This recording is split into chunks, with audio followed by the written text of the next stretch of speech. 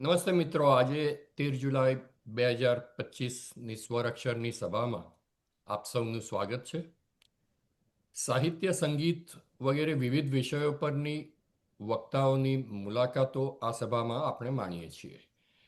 આજે એવા જ પણ સાહિત્ય સંગીતથી વેગળા પણ વ્યક્તિ અને સમાજના ઘડતરમાં મહત્વનું યોગદાન આપતા સમાજશાસ્ત્ર, સમાજ સેવાના વિષયની વાત કરવી છે. ખેડા જિલ્લાના નડિયાદમાં જન્મેલા માર્ટિન મેકવાન 1980થી આજ દિન સુધી દલિતોના માનવાધિકારો માટે કામ કરતા રહ્યા છે. ગુજરાતના આદિવાસીઓ તો ખરા જ, સાથે સાથે પાકિસ્તાનના નિરાશ્રિત માજીરાણા માટે પણ એમણે કામ કર્યું છે. અસ્પૃશ્યતા, માથે મેલું ઉપાડવાની પ્રથા, નાત જાત લિંગ ધર્મ આધારિત ભેદભાવો, આવા દૂષણોની નાબૂદી માટે શ્રી મેકવાન સતત લડત આપતા રહ્યા છે. અમેરિકન સિવિલ રાઇટ્સ અને સાઉથ આફ્રિકાના રંગભેદનો વિરોધ કરનારા ભારતીયો આપણા જ આ સ્વતંત્ર થયેલ દેશમાં ચાલતી આ બદીઓ સામે આંખ આડા કાન કરતા રહ્યા છે. માટે જ શ્રી મેકવાન આપણા આ દૂષણો પ્રત્યે રાષ્ટ્રીય અને આંતરરાષ્ટ્રીય સ્તરે ધ્યાન દોરતા રહ્યા છે. એમને અમેરિકા સ્થિત Robert F Kennedy Center for Justice and Human રાઇટ્સનો એવોર્ડ પણ મળ્યો છે. ગુજરાતના 3000થી વધુ ગામોમાં કાર્યરત એવી નવસર્જન ટ્રસ્ટ નામની સંસ્થાનું નિર્માણ એમણે 80ના દાયકામાં કર્યું. દલિત શક્તિ કેન્દ્ર દ્વારા હજારો યુવતીઓ અને યુવાનોને વ્યાવસાયિક તાલીમ અપાવીને પગભર કર્યા છે. ઇન્ડિયન ઇન્સ્ટિટ્યૂટ ઓફ દલિત સ્ટડીઝમાં પ્રોફેસર થોરાટ સાથે મળીને ભારત અને દક્ષિણ એશિયાના દેશોમાં હાંસિયામાં ધકેલાઈ ગયેલા લોકો માટેની વિવિધ શૈક્ષણિક પ્રવૃત્તિઓ પર ખાસ ધ્યાન કેન્દ્રિત કરીને કામ કર્યું છે. શ્રી મેકવાને મિથિલા શૈલીના દલિત કલાકારો પાસે ફૂલે અને આંબેડકરની જીવન કથની પર ચિત્રો તૈયાર કરાવેલ છે. શ્રી મેકવાને 18 પુસ્તકો લખ્યા છે. અહીં એક વાત નોંધનીય છે કે માર્ટિન મેકવાને કોઈ પણ રાજકીય પક્ષ કે ધાર્મિક સંપ્રદાય સાથે જોડાણ નથી કર્યું. પોતાની આજુબાજુ થનારા દલિતો પરના અત્યાચાર અને અન્યાય સામે માથું ઊંચકીને નક્કર કામ કરનારા આ કર્મશીલનું સ્વરક્ષરમાં સ્વાગત છે. Shri Martin Macwan. Thank you. મને તમારા કાર્યક્રમમાં આમંત્રણ આપવા બદલ આભાર છે તમારો. અને હું આ વિષય પર હું જેટલું કહી શકું તેટલું, મને બહુ ઝાઝું બોલવાની ટેવ નથી, પણ મને લાગે છે વિષયના અનુરૂપ જે પણ કહેવું પડે તે ચોક્કસ કહીશ. એટલે આજનો વિષય જે છે એમાં બે અગત્યની બાબતો છે. એક શબ્દ આવે છે દલિત અને બીજું આવે છે આઝાદી. અને બંનેના અર્થ જો બદલાઈ જાય અથવા તો એની સ્પષ્ટતા ના થાય તો વિષય પણ બદલાઈ જાય તેવી એક ભીતિ છે. એટલે થોડીક એના માટે સ્પષ્ટતા કરવા માંગુ છું. સામાન્ય રીતે દલિત એટલે કોણ? તો ભારતમાં ગામડામાં તો શબ્દ હજુ પણ પ્રચલિત નથી અન્ય સમાજોમાં. એટલે કોઈ પણ ગામડામાં તમે જાઓ ને નામ આપીને કહો કે મારે આમના ત્યાં જવું છે, તો એ કહેશે કે હા, પણ એ કઈ જગ્યાએ રહે છે, કયા ફળિયામાં છે. જો તમે કહો કે દલિત ફળિયું છે, તો કે એ શું છે દલિત એટલે? બરાબર. એટલે એમને અપેક્ષા છે કે જે વર્ષોથી શબ્દ એમણે જે સાંભળ્યો છે એ શબ્દ તમે બોલો. બરાબર. જે ગાંધીજી આપ્યો હતો અને સરકારે પ્રતિબંધ મૂક્યો છે એના પર.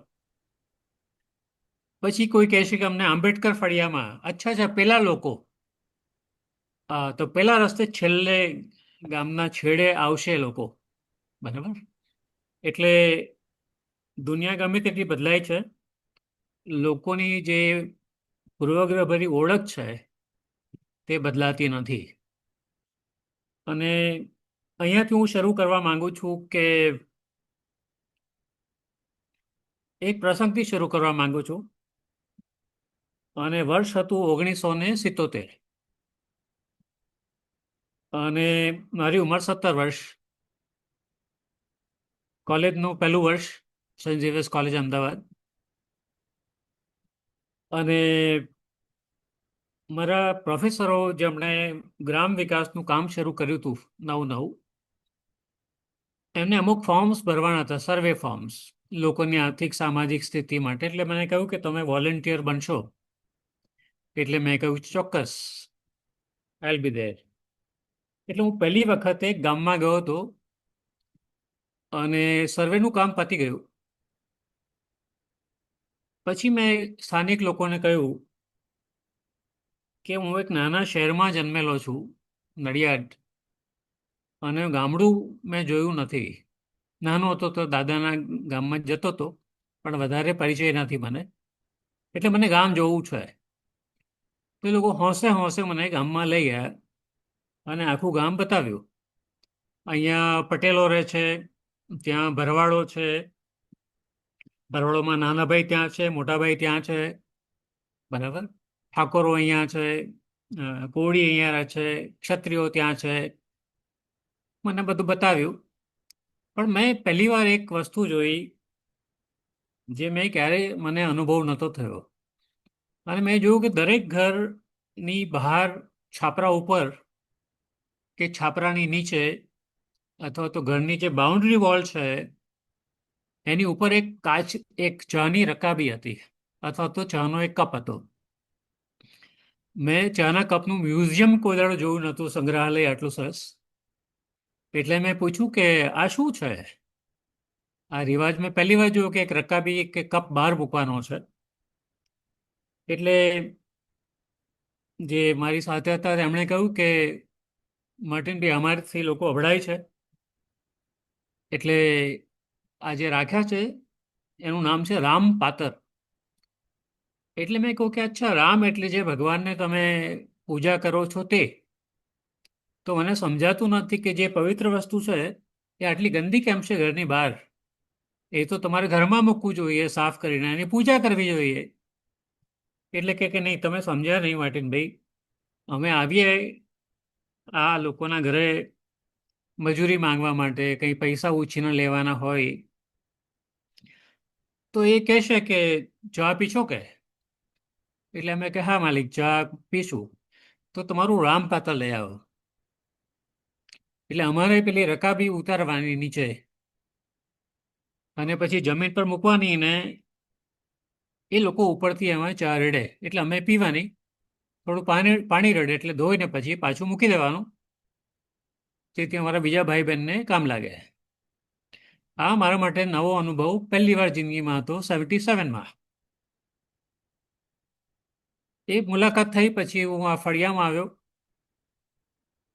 અહીંયા બધા વણકરો હતા અને જમવાનો સમય હતો, અમારા માટે જમવાનું બનાવ્યું હતું, રોટલા શાક. તો મારી નજર હતી બધે ફરતી હતી, એટલે મેં જોયું કે અહીંયા પણ બધાના ઘરે ચાના કપ રકાબી બહાર મૂકેલા છે. એટલે મેં કહ્યું કે હું જરા મૂંઝવણમાં મુકાઈ ગયો છું. તમે મને સમજાવ્યું કે જે લોકો પોતાને ઊંચા માને છે તે અસ્પૃશ્ય માટે, એમને જે અસ્પૃશ્ય માને છે એમના માટે રામપાત્ર રાખે છે. તો તમારા ઘરે આ રકાબી કેમ? તો એમણે કહ્યું કે અમે માર્ટિનભાઈ દલિત ખરા, પણ દલિતમાં અમે ઊંચા છીએ. એટલે વાલ્મીકી જો આવે તો એના માટે આ રામપાત્ર છે. એટલે મારી જિંદગીમાં હું પહેલી વાર શીખ્યો, જે કોલેજમાં ક્યારેય શીખ્યો નહોતો, કે અસ્પૃશ્યતા ચાલે છે કારણ કે બધા એને પુષ્કળ પ્રેમ કરે છે. વી લવ કાસ્ટ. અને એટલા માટે એ ચાલુ રહે છે. એમાં દલિતોનો પણ સાથ છે, બિનદલિતોનો પણ સાથ છે, કોઈને એની સામે વિરોધ નથી. તો વિરોધ નથી તો પછી એ ક્યાંથી એનું નિરાકરણ આવવાનું છે? આ વસ્તુ મારા મગજમાં ભમ્યા કરતી હતી. પણ એક રાત્રે 2 વાગે હું ઊંઘમાંથી ઝબકીને જાગી ગયો, 25 વર્ષ પછી. 2002ની સાલમાં. અને મને મને સમજાયું કે જે 77માં મેં જોયેલું ને જે મને મૂંઝવણ હતી એનો મને જવાબ મળી ગયો છે. એટલે મેં મારા બધા 200 જેટલા સાથી કાર્યકરોને ભેગા કર્યા અને ગુજરાતનો એક નકશો મૂક્યો ત્યાં આગળ એમની સામે. અને મેં કહ્યું કે આપણે કેટલા ગામમાં કામ કરીએ છીએ? તો કે 3000 જેટલા ગામમાં. ઓલરાઈટ. અહીંયા એક પેન્સિલ મૂકી છે. આટલા વર્ષોના કામ પછી આપણને લાગે કે કોઈ પણ ગામમાંથી આપણે અસ્પૃશ્યતા દૂર કરી શક્યા છીએ, તો તમારામાંથી કોઈ પણ ઊભું થાય, પેન્સિલ લે અને ગામને ચારે બાજુ કુંડાળો દોરી દો એટલે મને ખબર પડે કે આ ગામમાં હટી ગયું છે. એક પણ ઊભું ના થયું કોઈ. તો મારો બીજો પ્રશ્ન હતો કે આપણે કામ શું કરીએ છીએ? એમાંથી એક વિચાર આવ્યો, એક આઈડિયા જનરેટ થયો કે પદયાત્રા કરવી. 2002ની સાલમાં, 2003ની સાલમાં 25મી જાન્યુઆરીમાં શરૂ થયો યાત્રા. 1લી મે સુધી બરાબર 100 દિવસ, 4000 કિલોમીટર લાંબી પદયાત્રા. એનું નામ હતું રામ પાત્ર છોડો, ભીમ પાત્ર અપનાવો. રામ પાત્રની મેં તો તમને કહ્યું, બધાને શેર કર્યું તમારી સાથે. ભીમ એટલે આંબેડકર છે અને એમણે જે દેશનું બંધારણ લખ્યું એમાં એક જ વસ્તુ છે કે ભારતના તમામ નાગરિકો સરખા છે. સિમ્પલ. એટલે આપણે આ રામ પાત્ર જે પ્રતીક છે સમાનતાનું, એને છોડી દો. યાત્રા બહુ સુંદર રહી અને લગભગ 2 લાખ લોકો યાત્રામાં જોડાયા. એક ગામથી બીજે ગામ નવા નવા લોકો જોડાતા જાય. સખત માહોલ હતો તે વખતે ગુજરાતમાં. અને બાળકોએ પછી પોતાની શાળામાં ગયા, જ્યાં અલગ માટલા રાખતા હતા, પાણીના બધા માટલા ફોડી નાખ્યા અને ઘણું બધું થયું. પણ આ કાર્યક્રમ શું હતો? કાર્યક્રમમાં 5 નાની પ્રતિજ્ઞા લોકોને લેવાની હતી. એમાં મુખ્ય પ્રતિજ્ઞા તે હતી કે હું જીવીશ ત્યાં સુધી રામ પાત્રમાં ન તો ચા પીશ કે ન તો કોઈને પીવડાવીશ. આટલું જ છે. આમાં કોઈ પીએચડી કરવાની જરૂર નથી, કે હથિયારની જરૂર નથી પડતી, કે કઈ પૈસાની જરૂર નથી પડતી. કોઈ સાથે ઝઘડો નથી. હું કહું કે માફ કરજો, તમે મને આદરથી આપો છો, પણ હું રામપાત્રમાં ચા નથી પીતો. એટલે મારું તમે સન્માન જાળવતા હોય તો જે કપમાં તમે પીવો છો એ કપમાં મને આપો. આટલું જ છે. અને તમે ના આપી શકતા હોય તો મારો કોઈ વિવાદ નથી, હું નથી પીતો. આની એક બહુ સુંદર અસર એ પડી કે બીજે દિવસથી લોકો જ્યારે મજૂરીએ ગયા તો ગામે ગામમાં થયું કે પેલા લોકો લઈને આવ્યા ચા અને લોકોએ ના પીધી.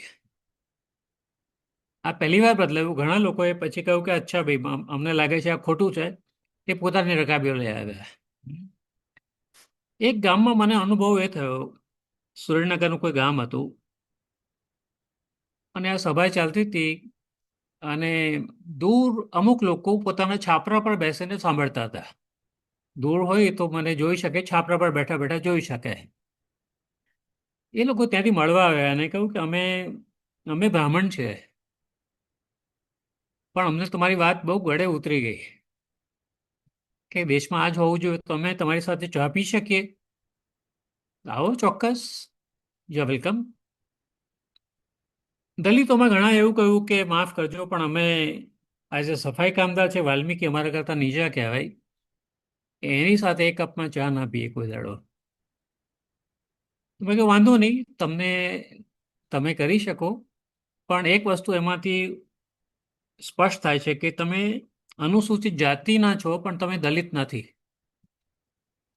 અચ્છા, હવે આ પહેલી વાર કોઈ આવી વાત કરી કે દલિત કોને કહેવાય.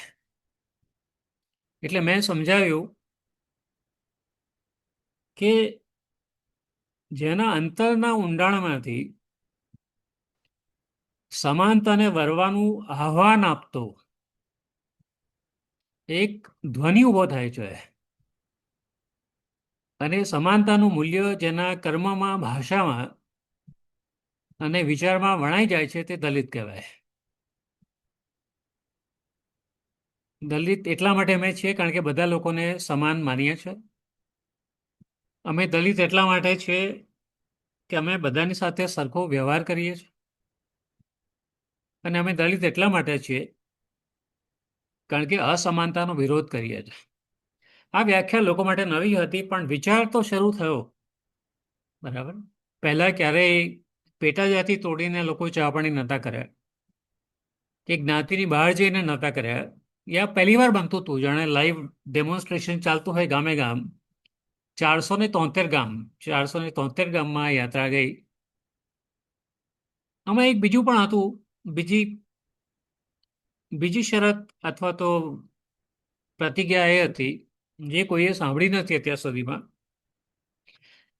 કે જ્ઞાતિ વ્યવસ્થાની વિચારધારા જ્ઞાતિના આધારે અસમાનતા પેદા કરે છે, પણ લિંગના આધારે પણ અસમાનતા પેદા કરે છે. સ્ત્રી પુરુષ, બરાબર ને? બધાને ખબર છે કે ઘરમાં વાસણો કોને ઘસવાના, ને ઝાડુ કોને મારવાનું, ને બાળકોને કોને સંભાળવાના, ને રોટલા કોને ઘડવાના. બરાબર. એટલે જો આપણે સમાનતાના મૂલ્યની વાત કરતા હોઈએ તો સ્ત્રી ને પુરુષ વચ્ચે પણ ભેદ ન હોવો જોઈએ. એટલે એના પ્રતિક રૂપે આજે એવું કરીશું આજથી કે જમ્યા પછી દરેક વ્યક્તિ પોતાની થાળી પોતે ધોવે. બસ આટલો એક સામાન્ય કાર્યક્રમ છે. હવે આ જ્યારે આ વાત ચાલતી હતી ત્યારે ગામમાં જમવાનું પીરસાઈ ગયું ને હું જમ્યો. પછી હું મારી થાળી લઈને ઊભો થયો સાફ કરવા માટે. એટલે 15-20 પુરુષો હાથ પહોળા કરીને મારી આગળ ગોઠવાઈ ગયા અને કહ્યું કે માફ કરજો, પણ તમને અમે થાળી ન ધોવા દઈએ. કેમ? તમે કેટલા મોટા મહેમાન છો અમારા માટે. અમે તો તમને કેટલા માનથી તમને રાખીએ છીએ, અને અમારા ગામનું નાક કપાઈ જાય અમે તમને તમારી પાસે થાળી દોડાવીએ તો. મેં કહું બરાબર છે, પણ આપણે હમણાં પ્રતિજ્ઞા લીધી ને કે થાળી પોતાએ ધોવાની છે. ના ના ના, આમ ગમે તે થાય, પણ અમે અમારા ગામમાં તમે નહીં ધોઈ શકો. તો મેં કહું સારું, ચાલો એક સમાધાન કરવા હું તૈયાર છું કે જો પુરુષો મારી થાળી ધોવા તૈયાર હોય તો હું થાળી મૂકી દેવા તૈયાર છું. હમ. એટલે બધા એકબીજાને સામે જોયું, મૂંઝાઈ ગયા, અને પછી કહ્યું કે સારું તમે ધોઈ લો થાળી તમારી. એટલે હું ચૂપચાપ થાળી ધોતો હતો, પણ મને કલ્પના નહોતી કે આના પછી શું થશે. ત્યાં લગભગ 50-75 સ્ત્રીઓ આક્રોશમાં ઊભી થઈ ગઈ અને પોતાના પુરુષોને કહ્યું કે હવે ચૂપચાપ ઊભા શું કરવા ઊભા છો તમે? તમે થાળી લઈને ફોલો હિમ, ધોવાનું શરૂ કરી દીધું. અને એટલા આક્રોશથી એટલે હવે પુરુષો પણ મારી પાછળ લાઈનમાં ગોઠવાઈ ગયા થાળી ધોવા માટે. અને બાળકો પુષ્કળ ખુશ તાળી પાડે કે પપ્પા જરા બરાબર ધોજો આજે, બરાબર છે, આ પહેલી વાર જિંદગીમાં ધોવો છો. પણ એક ગામની અંદર લાઈવ આ થતું હોય કે જેણે જિંદગીમાં થાળી ધોઈ નથી જમ્યા પછી. ઘરડા લોકો હોય 70 વર્ષના, 80 વર્ષના. એનીવે, એટલે ત્યારથી એક વ્યાખ્યા આ દલિત શક્તિ કેન્દ્રમાં પણ અમારે ત્યાં લોકો પૂછે છે કે અહીંયા માત્ર દલિત આવી શકે, એમના માટે જ છે? તો અમે કહું હા, પણ દલિતની વ્યાખ્યા એ છે કે પણ જે પણ લોકો સમાનતામાં માને છે એ દલિત છે. એટલે અહીંયા વિદ્યાર્થીઓ આવે છે, 11,000 આવી ગયા ત્યાં સુધીમાં. અમારું એક નોન નેગોશિયેબલ પ્રિન્સિપલ છે કે સ્ત્રીઓના 51% થવા જોઈએ. 50-50 સમાધાન કહેવાય, અને પરિવર્તન જોઈતું હોય તો 1% વધારે હોવો જોઈએ. એટલે શરૂઆતમાં કે છોકરીઓ નહીં આવે કારણ કે મા બાપ નહીં મોકલે. તો મેં કહ્યું કે શું કારણ? તો કે ના, છોકરા માટે ફી ભરશે, છોકરી માટે નહીં. તો અમે છોકરીઓ માટે ફ્રી કરી દો. આપણે તો 51% હાંસલ કરવા છે, ગમે તે વેઠી લઈશું. પણ તો પહેલી બેચ આવી 2003માં, 3 વર્ષ પછી. પણ આજે અમારી પાસે 69% છોકરીઓ છે, 69%. બરાબર. અને આ બહુ મોટી ચળવળ છે. જે છોકરી અહીંયા આવીને પોતાનું નામ નથી બોલી શકતી, એ 2 મહિના અહીંયા રોકાઈને એનામાં શું પરિવર્તન આવે છે? તમને ખાલી 2 દાખલા આપવા માંગુ છું, વધારે નહીં, કારણ કે સેંકડો કહાનીઓ છે મારી પાસે, અને મહિનાઓ લાગી જશે વાત કરતા કરતા. પણ બે છે. એક છોકરી અહીંયા આવી હતી ઝારખંડમાંથી, આદિવાસી છોકરી. કારણ કે અહીંયા તમામ જ્ઞાતિના લોકો છે, તમામ ધર્મોના લોકો આવે છે. એ છોકરી 2 મહિના રોકાઈ પણ એક શબ્દ પણ બોલતી નથી. એનું નામ પણ ભાગ્ય બોલે. અને બધાએ કહ્યું કે માર્ટિનભાઈ, ખબર નહીં અને કોણ લઈ આવ્યું અહીંયા આગળ અને શા માટે અહીંયા લાવ્યા છે, તો બોલતી જ નથી. મેં કહ્યું કે ધીરજ રાખીએ, આ બધા ટાઈમ બોમ્બ છે. ઘણા બોમ્બ અહીંયા ફૂટે છે અને ઘણા 2 મહિના પછી ફૂટશે અને ઘણા ઘરે ગયા પછી 2 વર્ષ પછી ફૂટશે. પણ આરામથી જરા રાહ જોવી જોઈએ. અને થયું એવું કે છોકરી ઝારખંડ પોતાના વતન પાછી ગઈ. એના માં ક્યાંક જતા હતા એટલે કહ્યું કે માં તું ક્યાં જાય છે? તો કે બેટા અહીંયા ગ્રામ સભા બોલાવી છે, કોઈ ઝઘડો થયો છે એટલે હું સભામાં મિટિંગમાં જાઉં છું. તો કે હું તારી સાથે આવું છું આજે, ચાલો. ગ્રામ સભા બધા લોકો ભેગા થઈ ગયા, એક મોટી ખુરશી મૂકવામાં આવી ને ગામના ઠાકુર આવીને ખુરશી પર ગોઠવાઈ ગયા, મૂછોને તાવ આપતા આપતા, અને પગ પર પગ ચડાવીને બોલો, શરૂ કરો.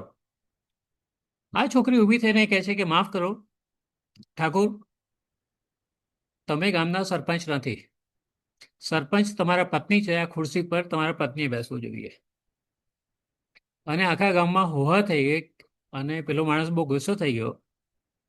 એ કિસકી બેટી હૈ?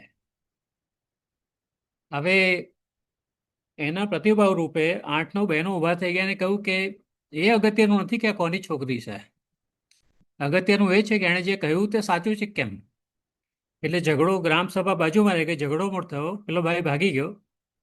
પણ બીજી વાર મિટિંગ મળી તો એની પત્ની આવીને ખુરશી પર બેઠી. આ વિદ્યાર્થીઓ અહીંયા જે ભણે છે એ હમણાં એમના ગામમાં જઈને જે ચમત્કારો કર્યા છે. અમે એના 2 પુસ્તકો બહાર પાડ્યા છે, સ્ટોરીઝ ઓફ ચેન્જ. બરાબર.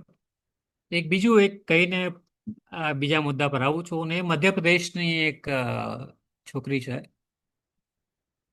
એ પોતાના ગામમાં જઈ રહી છે, બાજુમાં શાળા છે, બપોરના 12 વાગી ચૂક્યા છે. શાળાના બારણા બંધ છે, તાળું છે, બાળકો બહાર રમી રહ્યા છે. બાળકોને પૂછે છે તમે શાળાની બહાર કેમ છો? તો કે બેન, એમાં એવું છે કે શાળા 10:30 શરૂ થવાનો સમય છે. શિક્ષક 12 વાગ્યા પહેલા આવતા નથી, એટલે આવે ત્યારે તાળું ખુલે. તો એણે જોયું કે શાળાની દિવાલ પર જિલ્લા શિક્ષણ અધિકારીનો ફોન લખેલો છે, નંબર. એણે પોતાના મોબાઈલ પરથી કર્યું કે સર, હું આ વ્યક્તિ બોલું છું, દલિત શક્તિ કેન્દ્રમાં ભણેલી છું ગુજરાતમાં. મારો પ્રશ્ન છે કે જ્યારે શાળાનો સમય 10 વાગ્યાનો છે ખુલવાનો, તો 12 વાગ્યાને બાળકો કેમ બહાર છે? તો અધિકારી કે મેડમ તમે ત્યાં જ રોકાવો, હું આવું છું ગાડી લઈને શહેરમાંથી. આ બાજુ પેલા શિક્ષકને ગમે ત્યાંથી ખબર પડી ગઈ, એટલે મેલા ગેલા કપડાં વીંટીને દોડીને સાયકલ લઈને હાજર થઈ ગયો. ત્યાં સુધી એ છોકરી આખું ગામ ભેગું કર્યું. શિક્ષણ અધિકારી આવી ગયા કે આને સસ્પેન્ડ કરી દઈએ છે. પેલો માણસ રડી રહ્યો છે, માફી માંગી રહ્યો છે, પગે પડી રહ્યો છે બધાને, મારા 2 બાળકો છે નાના, મારું કુટુંબ બરબાદ થઈ જશે. આ છોકરીએ ગામને સમજાવ્યું કે આ શિક્ષકને સરકાર 30,000 રૂપિયા પગાર આપે છે અને છતાં એને પેટમાં દુખે છે ભણાવવાનું. બરાબર. શું કરવું જોઈએ? અને પેલો રડ્યો જાય છે. છેલ્લે આખું ગામ ઉદાર થઈને કે આટલી વાર માફ કરીએ છે, પણ લેખિતમાં તારે માફી આપવી પડશે. એટલે પેલા એ લેખિતમાં માફી લખી. ત્યારથી આજનો દિવસ શાળાનો શરૂ થવાના 15 મિનિટ પહેલા આવે છે. શાળાઓ બંધ થવાના સમયના 15 મિનિટ પછી જાય છે. અને છોકરી ત્યાં જાય છે જોવા માટે કે શું ભણાવે છે. આવા તો શિક્ષણના અનેક કાર્યક્રમો થયા છે. ઉત્તર પ્રદેશમાં અમારો એક વિદ્યાર્થી, એણે જોયું કે બાળકો બેઠા છે પણ શિક્ષક નથી. બાજુમાં રસોડું ચાલે છે, મધ્યાહન ભોજનનું પૂછે છે કે સાહેબ એ મધ્યાહન ભોજન માટે શાકભાજી લઈને આવશે એટલે થોડા મોડા આવશે. એટલે આને માન થયું કે શિક્ષક જો બાળકો માટે શાકભાજી લેવા નીકળતા હોય તો ઘણું ઉમદા કામ થયું. થોડી વારમાં શિક્ષક આવે છે, થેલી શાકની આપે છે. શિક્ષકે અમારા કાર્યકરને જોયો નથી. શિક્ષક કહે છે પેલા ભોજન બનાવનાર રસોઈયાને, इसमें से સલાડ બનાવો. એટલે સલાડ સાંભળીને પેલાના કાન ઊંચા થાય છે અને એ બાળકોના માટેનું જે શાક છે એમાંથી પેલા ડુંગળી, ટામેટા, ગાજર સરસ કાપીને એક પ્લેટ ભરીને એના ટેબલ પર મૂકે છે. શિક્ષક એના ટેબલનું કબાટનું ખાનું ખોલીને વિસ્કીની બોટલ બહાર કાઢે છે, ગ્લાસ બહાર કાઢે છે, એનું પેક બનાવીને પીવે છે. બાળકો સામે બેઠા છે. હવે અમારા કાર્યકર શાંત નથી રહી શકતો. એ ધસી જાય છે વર્ગમાં. એ ક્યાં હો રહા હે યહાં પર? એટલે કહે છે કે જો ભાઈ, ઝઘડવાનું કારણ શું? મારી પાસે બીજો ખાલી ગ્લાસ પડ્યો છે. સરપંચ આવે તો પણ પીવે છે, શિક્ષણ અધિકારી આવે તો પણ મારી સાથે જોડાય છે. એટલે એમાં વિવાદ અને સ્થાન નથી. તો એણે કહ્યું કે ના, હું આ ના ચાલવા દઉં. તો કે જાઓ, કરી લો, તમને જે યોગ્ય લાગે તે કરો. એટલે અમારો કાર્યકર છે એ ગામમાં જાય છે, બધા લોકોને કહે છે. પણ પુરુષોમાંના મોટા ભાગના નશાની આદતવાળા હતા એટલે એમને એમાં કંઈ ખરાબ ના લાગ્યું કે દારૂ પીવાથી શું નુકસાન છે. છેવટે એણે બધી સ્ત્રીઓને ભેગી કરી કે આપણા તમારા બાળકો સાથે શું થયું. એટલે બહેનોએ મોરચો કાઢ્યો અને પહેલી વાર ગામના અધિકારીઓ, શિક્ષણના અધિકારીઓ દોડીને ગામમાં આવ્યા અને આ બધું બંધ થયું. પણ ભારતમાં તો 7 લાખ ગામડા છે.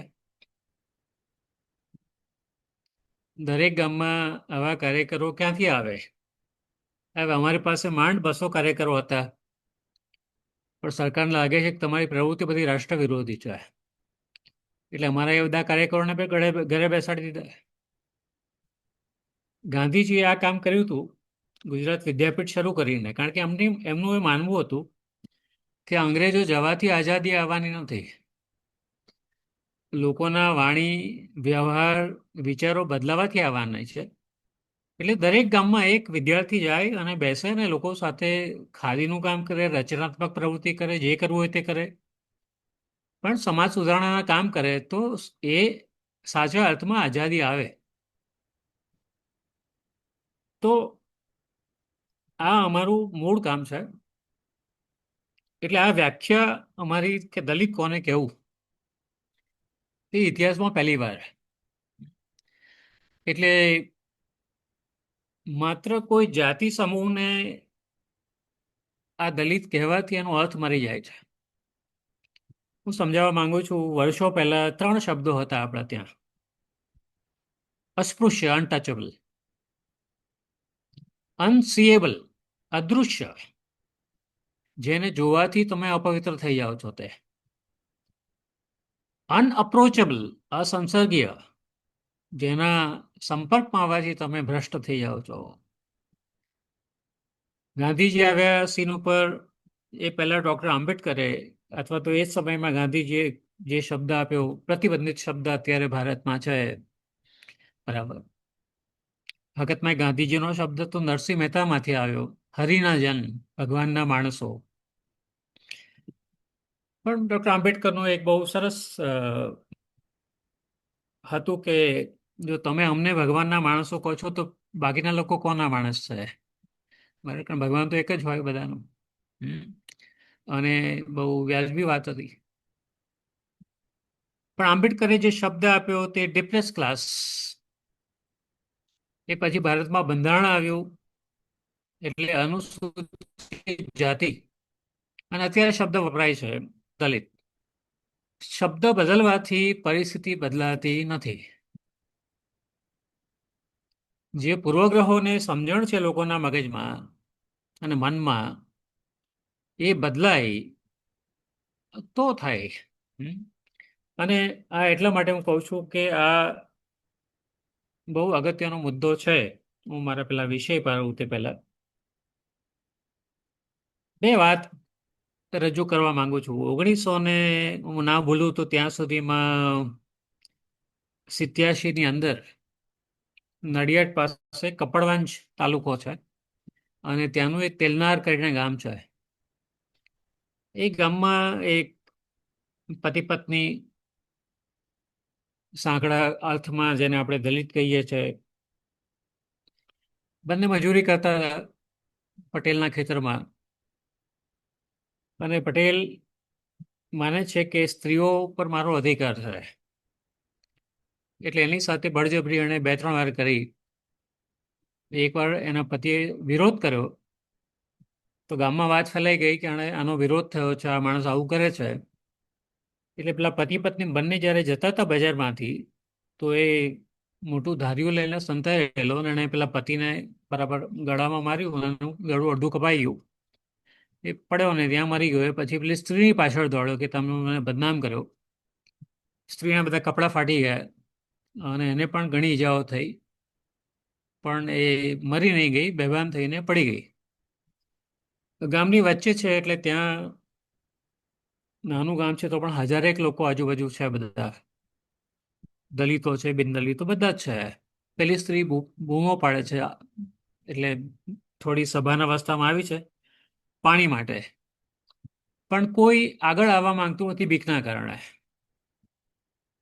થોડી વાર પછી એક વિધવા સ્ત્રી છે ગામની, બ્રાહ્મણ સ્ત્રી છે, એ આવે છે અને એને પાણી પીવડાવે છે. સવાલ એ ઉભો થાય છે કે આમાં દલિત કોણ છે અને બ્રાહ્મણ કોણ છે? બરાબર. અહીંયા નાત ભૂસાઈ જાય છે. એક નવો વ્યવહાર ઉભો થાય છે માનવતાનો. જ્ઞાતિ ગૌણ બની જાય છે. ડૉક્ટર આંબેડકરે ટાઈમ્સ ઓફ ઇન્ડિયામાં તે વખતે છપાયેલી એક સ્ટોરી 1913ની આજુબાજુ કદાચ, એ એમના પુસ્તકોમાં આવે છે. કોઈ ગામમાં બાળકો ગેડી દડો રમે છે અને દડો ગગડીને એક અવાવરું કૂવામાં પડી જાય છે. કાંઠો નથી કૂવાને, બાળકો દોડે છે, એમાં એક બાળક કૂવામાં પડી જાય છે. અને પછી બધા બાળકો બૂમ કરે છે કે બચાવો બચાવો, એક છોકરો અંદર પડ્યો છે. પણ કૂવો ઊંડો છે, કોઈની હિંમત નથી ચાલતી. ત્યાં એક ભાઈ ત્યાંથી નીકળે છે, એણે બૂમ સાંભળી એટલે પોતાના ધોતીને વીંટીને એ કૂદી પડે છે અંદર, છોકરાને બચાવી લે છે. દોરડું લોકો નાખે છે એટલે બંને બહાર આવે છે. છોકરો જીવી ગયો, બચી ગયો. એના મા બાપ આવે છે, બહુ ગળગળા થઈને કહે છે, ભાઈ તમે આજે ઉમદા કામ કર્યું, તમે ના હોત તો અમારો છોકરો આજે અમે ગુમાવી બેઠા હોત. એટલે એણે કહ્યું કે આ તો મારો ધર્મ છે, મારું કામ છે, એમાં મેં કંઈ કશું ખોટું કંઈ ઉપકાર નથી કર્યો તમારા પર. પછી થોડી વાતો ચાલે છે. ભાઈ કોઈ એમના મા બાપ પૂછે છે કે પણ તમે અમારા ગામના નથી લાગતા.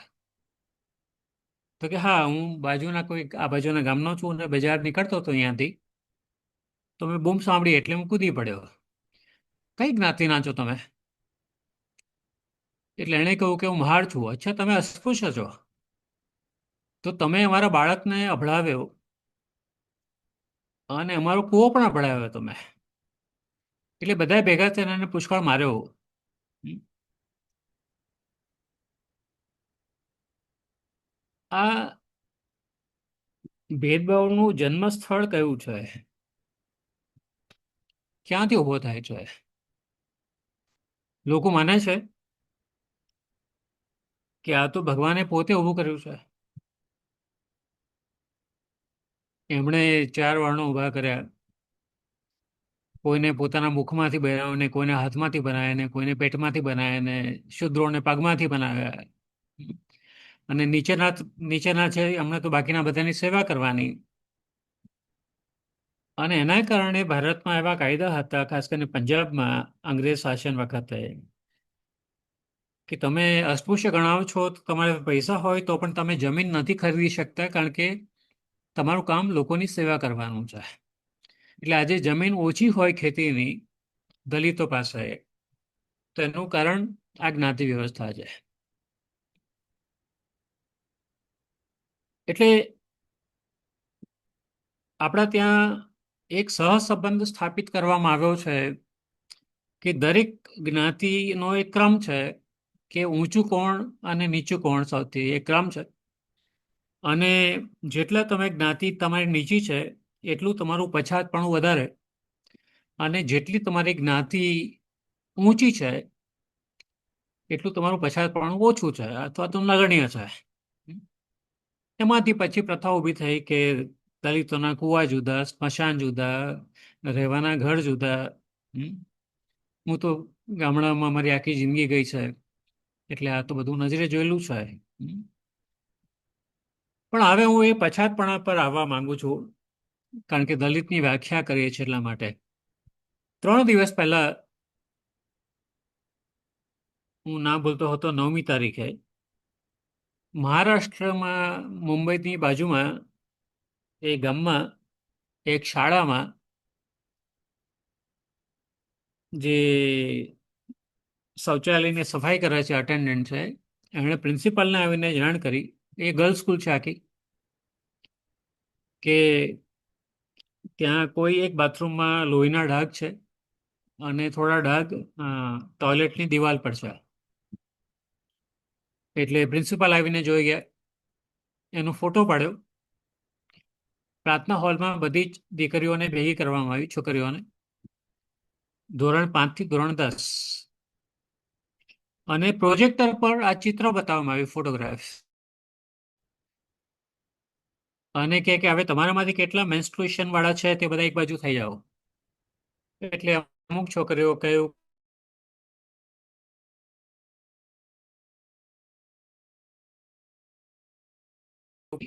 અંગૂઠાની છાપ, કારણ કે દિવાલ ઉપર પેલી જે આંગળીઓના નિશાન હતા એ ગભરાઈ ગયો છે, પહેલી વાર અનુભવ હશે એટલે એણે ઘસ્યું હશે તો એની છાપ છે, એ મેચિંગ કરવા માટે ફિંગરપ્રિન્ટ આ શાળામાં થઈ રહ્યું છે મુંબઈની પાસે. એટલે બાકીની જે છોકરીઓ કહ્યું કે અમને હજુ સુધી આ અનુભવ નથી થયો, એમને વારાફરતી એકાંતમાં લઈને પ્રિન્સિપાલને અટેન્ડન્ટ બંને કપડાં ઉતારીને ચેક કરે છે કે એ છોકરી સાચું બોલે છે ખોટું બોલે છે. 10 છોકરીને ચેક કરી પછી હોબાળો થયો, પેલી છોકરીઓ ઘરે ગઈ, રડી ગઈ. ટ્રોમા ભયંકર લાગ્યો એ લોકોને કે અમારી સાથે આવું વર્તન કર્યું. એટલે પછી મા બાપ બધા ભેગા થયા. એટલે પછી આચાર્ય, પેલા અટેન્ડન્ટ છે, 2 શિક્ષકો અને 2 ટ્રસ્ટી છે એને જેલમાં પૂર્યા છે અત્યારે. પછાતપણું કોને કહેવાય? જે ભણેલા ગણેલા છે.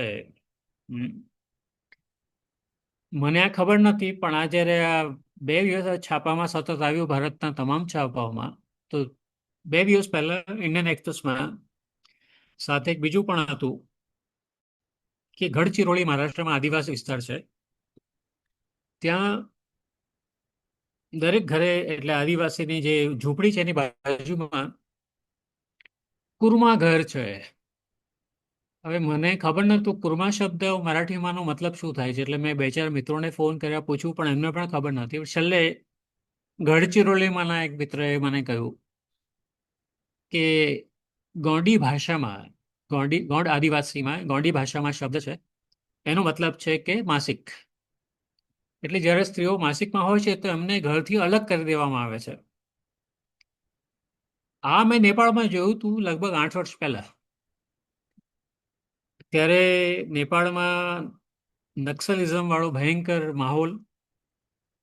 હું ધનગડી કૈલાલીમાં શિબિર કરવા ગયો હતો સામાજિક કાર્યકરોની. 1 અઠવાડિયું રોકાયો હતો, પણ 6 મહિનાથી કર્ફ્યુ ચાલતો ત્યાં આગળ.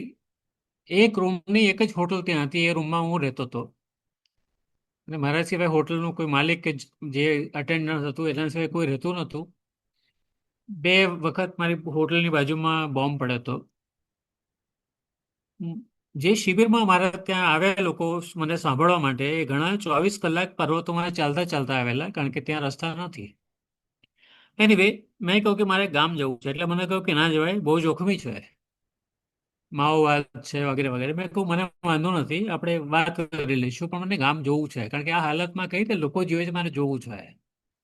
એટલે મને ગામમાં લઈ ગયા દૂર. મેં જોયું કે રસ્તામાં જેટલી પણ સરકારી બિલ્ડિંગો છે બધી બોમ્બમારામાં ખતમ થઈ ગઈ છે.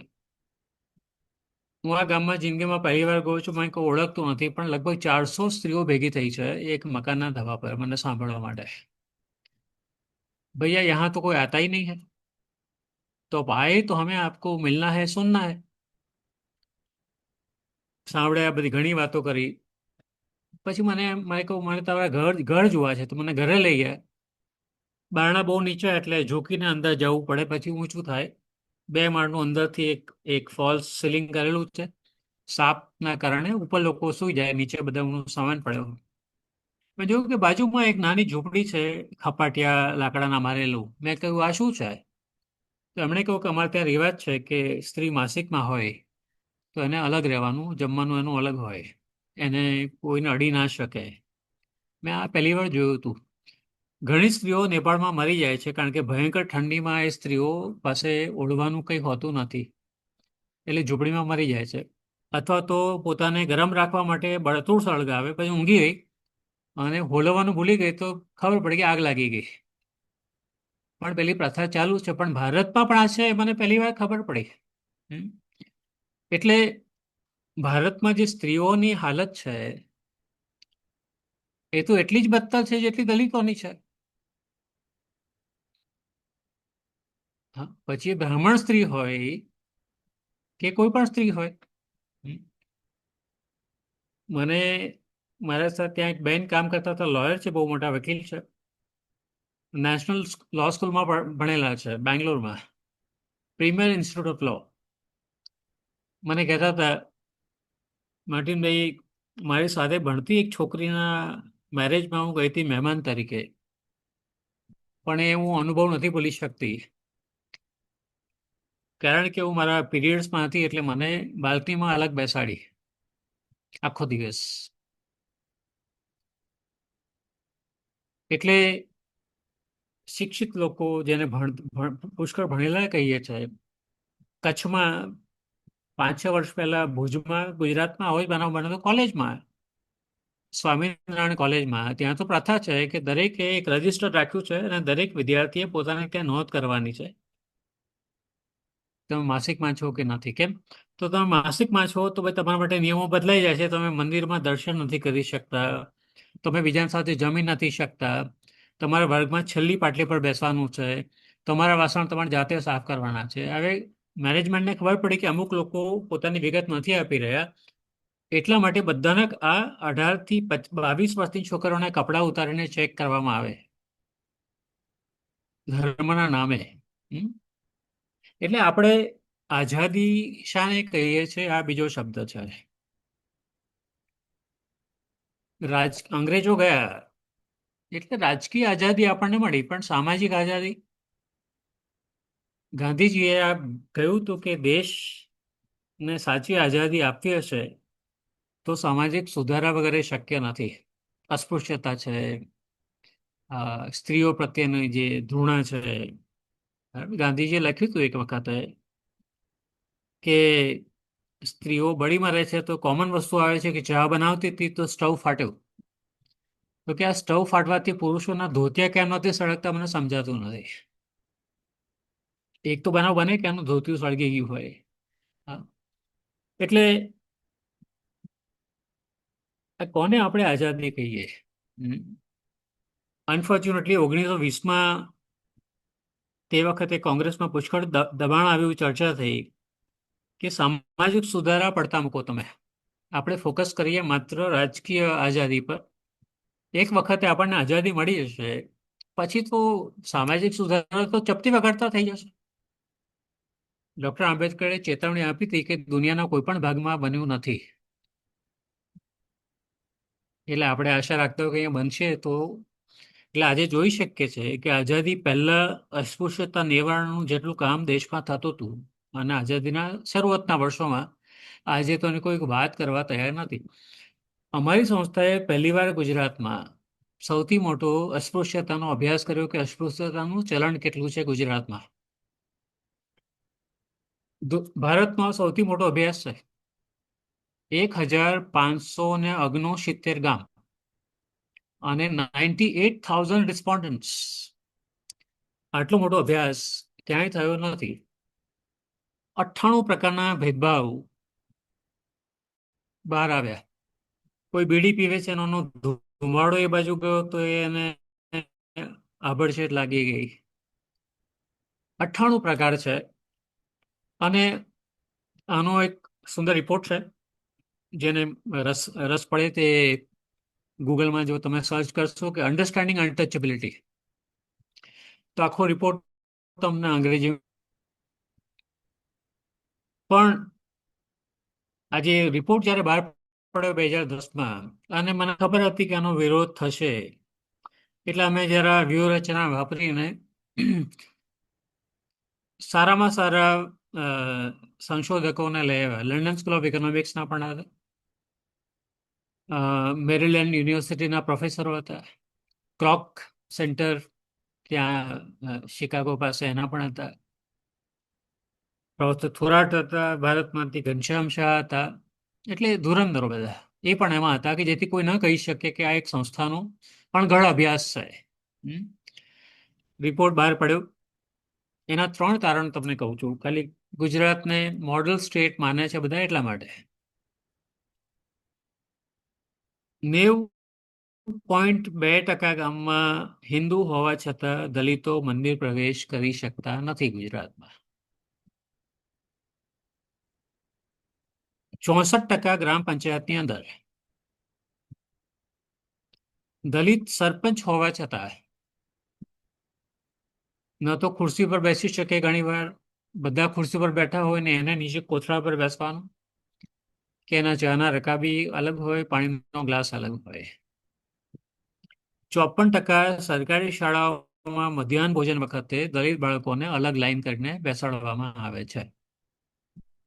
હવે તો આખો રિપોર્ટ એનો જ છે, 98 પ્રકારના ભેદભાવનું દરેકના પર્સન્ટેજ છે.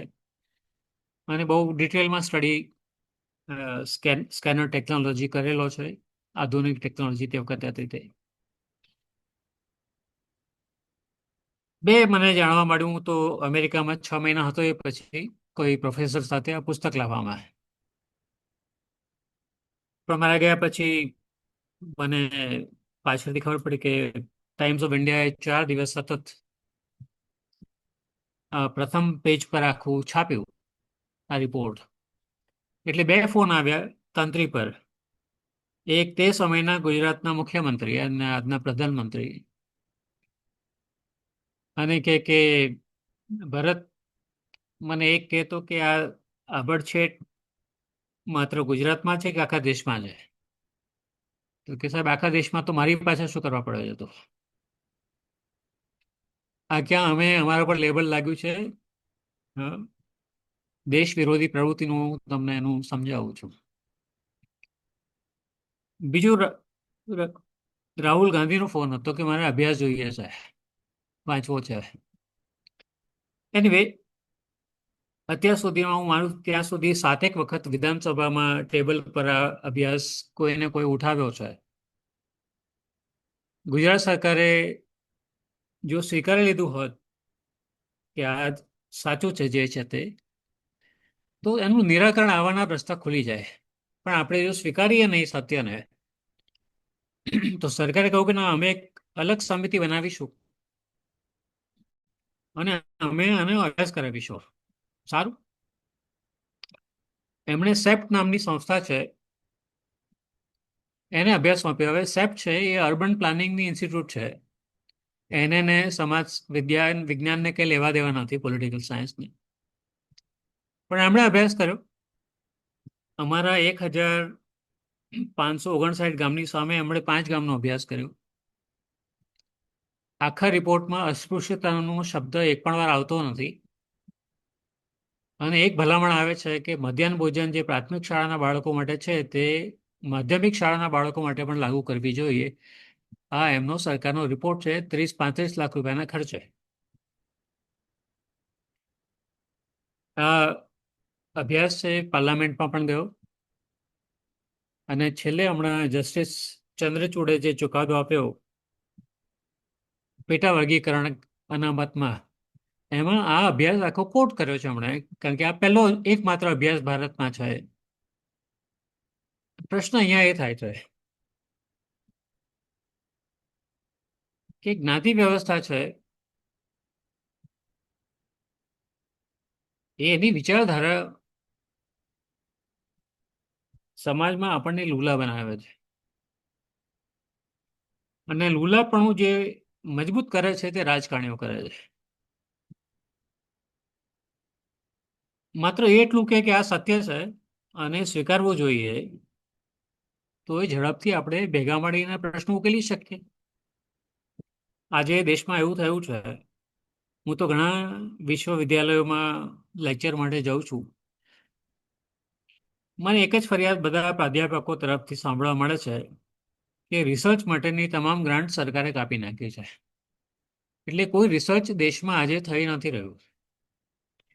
જો તમે સંશોધન નથી કરતા તો તમારી પાસે ડેટા નથી. તમારી પાસે ડેટા નથી તો તમારી નીતિ ઘડતર કેવું થશે? એક આંતરરાષ્ટ્રીય સંસ્થા છે જેણે કુપોષણનો અભ્યાસ રજૂ કર્યો, એમાં એ લોકોનું રજિસ્ટ્રેશન કેન્સલ કરીને એમને ઘર ભેગા કર્યા. એશિયાની સૌથી મોટી ડેરી છે, આણંદમાં છે, અમૂલ. અને અમૂલ ડેરીથી 6 કિલોમીટરના અંતરે કુપોષિત બાળકો અમને મળ્યા. હવે મને એમના એમડી સાથે, મેનેજિંગ ડિરેક્ટર સાથે મળવાનું થયું, કારણ કે કોરોના વખતે એવી ભીતિ હતી કે જો ત્રીજી લહેર આવશે તો બાળકોને ભરખી જશે. એટલે અમને ચિંતા હતી કુપોષિત બાળકોને. એને ગુજરાતમાં મોટા પ્રમાણમાં છે. સૌથી વધુ બાળકો આદિવાસીમાં, પછી દલિતોમાં અને ત્રીજે ઓબીસીમાં, અન્ય પછાત વર્ગોમાં. એટલે આ બાળકો માટે કંઈ કરવું જોઈએ. અમારી પાસે પૈસા છે નહીં. તો અમે લોકો પાસે હાથ લંબાવ્યો કે કંઈક મળે તો મારે આ બાળકો માટે કમસે કમ 3 મહિના કે મહિનો ચાલે એવો પૌષ્ટિક આહાર આપવો છે, કે જેથી થોડી સ્ટેબિલિટી વધે એમની. અમે અમૂલ પાસે ગયા, એના મેનેજિંગ ડિરેક્ટર પાસે, અને કહ્યું કે તમારા કુકીઝ, તમારા બિસ્કિટ બહુ સારા છે, બટર કુકીઝ ને બધું છે, તો અમને જો તમે એમ જ આપી શકતા હોય તો અમે બહુ ખુશ છે. ન આપી શકો તો અમને રાહત દરે આપો. અમારે પૈસા ઉઘરાવવાના છે લોકો પાસેથી, અને તમારી પાસે તો અબજો રૂપિયાનો નફો છે. એમણે કહ્યું કે ના, અમારું એક માર્કેટિંગ ઓર્ગેનાઇઝેશન છે, એટલે અમે તમને ફ્રીમાં બી ના આપી શકીએ અને રાહત દરે પણ ના આપી શકીએ, પણ અમે તમને વેપારીને જે ભાવ આપીએ છીએ હોલસેલમાં તમને આપી શકીએ. મેં કહ્યું સારું. મેં ધીરજથી કંઈ બોલ્યો નહીં, કારણ કે એમની પાસે ઘી આવે છે એ લેવું હતું ને બિસ્કિટ લેવા હતા. પછી એમણે કહ્યું કે મિસ્ટર મેકમાન, તમને ખબર નથી, યુનિસેફ દ્વારા અમે ભારતનો શ્રેષ્ઠ ખોરાક બનાવીએ છીએ બાળકો માટે કુપોષણ સામે લડવા માટે. તમને ખબર ના હોય તો. મેં કહ્યું મને ખબર છે, પણ તમને ખબર ના હોય તો માહિતી આપવા માંગુ છું કે આ ખોરાક બાળકોના મોંમાં નથી જતો, ગુજરાતની ગાયો ખાય છે. એટલે ચોંકી ગયા. નહીં, મેં આવું સાંભળ્યું છે. મેં કહ્યું મિસ્ટર મહેરબાનશ્રી, મેં તો મારી નજરે જોયું છે. થયું છે એવું છે કે તમે તમારા રેપરમાં વાંચો, પેકેટમાં શું લખ્યું છે? To be preserved at 35 degree 33 degree temperature. ગુજરાતમાં ઉનાળામાં 45 થી 46 ડિગ્રી ટેમ્પરેચર હોય છે. તમારી ડેરીના એર કન્ડિશન પ્લાન્ટમાંથી આ ફૂડ બહાર નીકળે છે, પછી ગાંધીનગર જાય છે, ગાંધીનગરથી ડિસ્ટ્રીબ્યુશન થઈને જિલ્લામાં જાય છે, જિલ્લામાંથી તાલુકામાં જાય છે, તાલુકામાંથી ગામડામાં જાય છે. ગામડામાં કોઈ જગ્યાએ ફ્રીજ છે નહીં સરકાર પાસે, એટલે એ જ્યારે બાળકોને આપે છે તો એ સડી ગયું છે, એમાંથી પુષ્કળ દુર્ગંધ આવે છે, બાળકો ખાતા નથી. ત્યાં ભરવાડ કે ગોપાલક આરોગ્ય કેન્દ્રની બહાર ઊભા હોય છે, એક પેકેટ 10 રૂપિયામાં લઈ લે છે અને એ પોતાની ગાયોને ખવડાવે છે. આ છે તમારા યુનિસેફના કુપોષણ સામે લડવાના ખોરાકની. એટલે કંઈ બોલ્યા નહીં આગળ. મારે કંઈ કહેવું હતું એમને, પણ હું ના બોલ્યો. પણ મેં એમને કહ્યું કે માફ કરજો, આખા એશિયાની સૌથી મોટી ડેરી, પણ તમારા મેદાનના, તમારા કમ્પાઉન્ડથી 6 કિલોમીટર દૂર બાળકો છે કુપોષિત. તમે શાને વિકાસ કહો છો? એટલે આપણું જે ચાલક બળ છે, જ્ઞાતિ વ્યવસ્થા, એ વિવિધ સ્વરૂપે આપણા કાર્યક્રમોમાં, આપણા વિચારોમાં, આપણા કર્મોમાં નીકળ્યા કરે છે. અને એનું એક જ કારણ છે કે કોઈ મરી ના જવું જોઈએ ભૂખે, પણ અસમાનતા જળવાઈ રહેવી જોઈએ. એટલે ગુજરાત એક પહેલું મોડેલ બન્યું છે જેમાં વિકાસ જરૂર થયો છે, પૈસા વધ્યા છે, પણ અસમાનતા એટલી જ વધી છે. હમ. એટલે અસમાનતાની સાથે સાથે એને જાળવીને કઈ રીતે વિકાસ કરવો, એનું આ ફેન્ટાસ્ટિક મોડલ છે. હું તો મારા લેખોમાં લખું છું, હું કોઈ રાજકારણમાં છું નહીં. એટલે રાહુલ ગાંધીના મોઢે પણ મેં કહ્યું કે તમારા લોકો શું કામ કરે છે અસ્પૃશ્યતા નિવારણમાં. અને ભાજપને પણ કહું છું, મને કોઈની બીક નથી. હું માનવ અધિકારનો કાર્યકર્તા છું અને હું કોઈ રાજકીય માણસ નથી. પણ એના કારણે ઘણું વેઠવું પડે છે. એટલે સવાલ આપણો અહીંયા આવીને ઉભો રહે છે કે આઝાદી કોને કહીએ. આપણી પાસે આઝાદી પછી જ્ઞાતિના આધારે કેટલી હિંસા થઈ એના આંકડા ભેગા કરવાની કોઈ વ્યવસ્થા નહોતી. દલિતો પર થતા અત્યાચારના આંકડા ભેગા કરવાનું શરૂ થયું આઝાદીના લગભગ 8 વર્ષ પછી, 54માં. આદિવાસી તો એના પછી 5 વર્ષ શરૂ થયું. પણ ત્યારથી 54થી માંડીને અત્યાર સુધીમાં વચ્ચે 2 વાર એવું થયું છે કે એ રિપોર્ટ બની નથી શક્યા. પણ શરૂઆતના રિપોર્ટમાં એવું હતું કે અમુક રાજ્યો આંકડા આપતા જ નહોતા. અમુક આંકડા આવે તો એ કઈ રીતે ભેગા કરે છે, એની ગુણવત્તા શું છે, એનું કોઈ ગેરંટી નથી. પણ એ બધા આંકડા ભેગા કરીએ, જે કર્યા છે મેં, તો ખબર પડે છે કે આટલા છેલ્લા 54 વર્ષમાં દલિતોના 55,000 ખૂન થયા છે. સોરી, 25,000 ખૂન થયા છે. આદિવાસીના 5,000 ખૂન થયા છે. દલિત સ્ત્રીઓ પર 54,000 સ્ત્રીઓ પર બળાત્કાર થયા છે. આદિવાસીમાં લગભગ 11,000 સ્ત્રીઓ પર બળાત્કાર થયા છે. અને આ આંકડા જે વૈજ્ઞાનિક પદ્ધતિથી ઊભા નથી થયા તે જ. હમણાંથી હવે હું તમને કેમ કહું કે આ રિસર્ચ છે તે વૈજ્ઞાનિક નથી. અત્યારે થોડું થોડું થઈ રહ્યું છે. આજે પણ વૈજ્ઞાનિક ના કહી શકાય. એનું કારણ આ છે, 1989 થી 1984 વચ્ચે, 94 વચ્ચે અમે ગુજરાતના 11 જિલ્લાના આંકડા ભેગા કર્યા અત્યાચારના. આ 11 જિલ્લા એટલા માટે પસંદ કર્યા કે ગુજરાત સરકારે એને એટ્રોસિટી સેન્સિટિવ ડિસ્ટ્રિક્ટ જાહેર કર્યા હતા. અમે ગામડામાં જઈને આંકડા ભેગા કર્યા, એક સ્ત્રોત.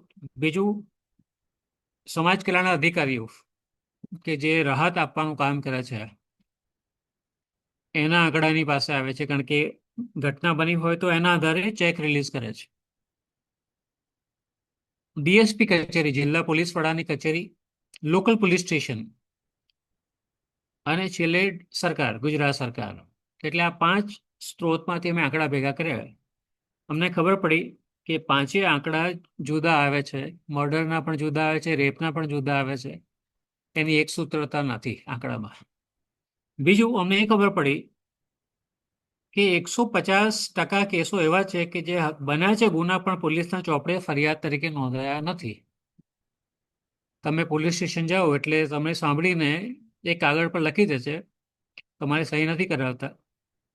હકીકતમાં ફરિયાદ ત્યારે બને છે જ્યારે એનું નિયત રજિસ્ટર છે એમાં એ નોંધવામાં આવે તો પછી એ ફરિયાદ બને છે.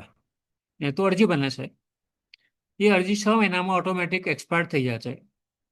એટલે ગુનો બન્યો છે પણ એની તપાસ કોઈ કરતું નથી. એટલે ગુજરાતમાં હમણાં રિપોર્ટ એવું કહે છે કે 150%નું અંડર રિપોર્ટિંગ છે. એનો મતલબ કે જે પણ આંકડા પાર્લામેન્ટમાં જાય છે તો બધા ખોટા આંકડા જાય છે. હવે આ ગુજરાતની હાલત હોય તો હું બિહારની વાત નથી કરતો, પશ્ચિમ બંગાળ, ઉત્તર પ્રદેશ, ઝારખંડની વાત નથી કરતો. આ ગુજરાતની કરું છું. બીજું, અમે આ અભ્યાસમાં એવું હતું કે પોલીસ અધિકારીઓ નિમાયેલા છે આ કાયદાની છે, ખાસ દેખરેખ રાખે. દરેક જિલ્લામાં 3 પોલીસ સ્ટેશન વચ્ચે, 3 જિલ્લા વચ્ચે એક ડીવાયએસપી હોય છે. એ બધાના અમે ઇન્ટરવ્યૂ કર્યા તો ખબર પડી કે 75% અધિકારીઓને અત્યાચાર ધારાની વ્યાખ્યા ખબર નથી. એટલે જે કાયદાનો અમલ કરવાની એમની જવાબદારી છે, એ કાયદાની વ્યાખ્યા એમની પાસે એમને ખબર નથી. બરાબર? એટલે અમારે પછી છેલ્લે નાની પુસ્તિકાઓ બનાવવી પડી છે અત્યારે, અને એ પણ ઓરિગામી સ્ટાઇલમાં, કે જેથી તમે આરામથી લોકોને મજા આવે, ખિસ્સામાં રાખી શકો. લોકો પોલીસ સ્ટેશનમાં જઈને કે જો સાહેબ આ ચિત્ર દેખાય છે ને, આ ગુનો બનેલો છે, અમને વાંચતા આવડતું નથી પણ આ ચિત્ર પરથી કહે કે આ બનેલું છે. હમ. પણ એના પૈસા અમારે લોકો પાસેથી ભેગા કરવાના. બરાબર. જે કામ સરકારે કરવાનું છે એ કામ સંસ્થાઓ કરે એ સરકારને પસંદ નથી. બરાબર. તો પ્રશ્ન એ આવીને ઉભો રહે છે કે તમે બંધારણીય જવાબદારી સ્વીકારી છે, એનું શું કરવાનું છે? હમ. એટલે મને લાગે છે કે મેં ખાસું લાંબી વાત કરી છે અને મારે વાત ટૂંકાઈ દેવી જોઈએ અત્યારે. પણ છેલ્લો એક જ મુદ્દો, કે માત્ર શબ્દ બોલવાથી કંઈ થતું નથી, કામ કરવું પડે. એટલે અમે કામથી શીખીએ છીએ. કામ કરીએ છીએ તો એમાંથી નવી સમજણ પેદા થાય છે જે પહેલા ખબર નથી. બરાબર. એટલે કામ કરતા કરતા શીખે છે. કન્ફ્યુશિયસ કહેતા હતા, I do and I learn. એટલે એ પ્રમાણે છે. એટલે જમીનના મુદ્દા પર ઘણું કામ કર્યું છે. સુરેન્દ્રનગરમાં 6000 એકર જમીન અમે લોકોને અપાવી, જે જૂટવાઈ ગયેલી હતી. એમની જમીન પર એ પોતાની જમીનમાં જઈ નહોતા શકતા. હમ. એ જમીનો અમે અપાવી ઘણા સંઘર્ષ, 8 વર્ષના સંઘર્ષ પછી. એ પછી ભાવનગર ને એ જિલ્લામાં બીજી 12,000 એકરના કેસો અમે લડ્યા. હમ. માથે મેલોનું મેં તમને વાત કરી, કોઈ માનવા તૈયાર નહોતું અમારી વાત. અમે જ્યારે હાઈકોર્ટના ન્યાયાધીશ બહુ સારા હતા, ઘણા ન્યાયાધીશ મિત્રો હતા, મને ઘરે બોલાવે, અમે ચા પીએ, 1.5 કલાક ચર્ચા કરીને પછી કે મારા દાદા કહેતા હતા કે એમના સમયમાં આવું થતું હતું. નહીં સર, એવું નથી. તમારા ઘરમાં ટોયલેટ કોણ સાફ કરે છે અત્યારે? એને પૂછો કોણ છે. જે સરકાર કાયદો બનાવે છે એ સરકાર પૈસા આપે છે લોકોને આ કામ કરવા માટે. બરાબર. પછી અમને ખબર પડી કે વિઝિબિલિટી બહુ જરૂરી છે આ કામમાં, લોકોને ખબર પડી જોઈએ, એટલે એના પર ફિલ્મ બનાવી. એ પહેલી ફિલ્મ છે, અને લેસર હ્યુમન કરીને તમે ગૂગલમાં જોઈ શકો છો. અને જોવા માટે એમને હિંમતની જરૂર પડે. હમ. અત્યંત ક્રૂડ ફિલ્મ છે, પણ શું છે હકીકતમાં ગામડાની સ્થિતિ એ જોવી જોઈએ.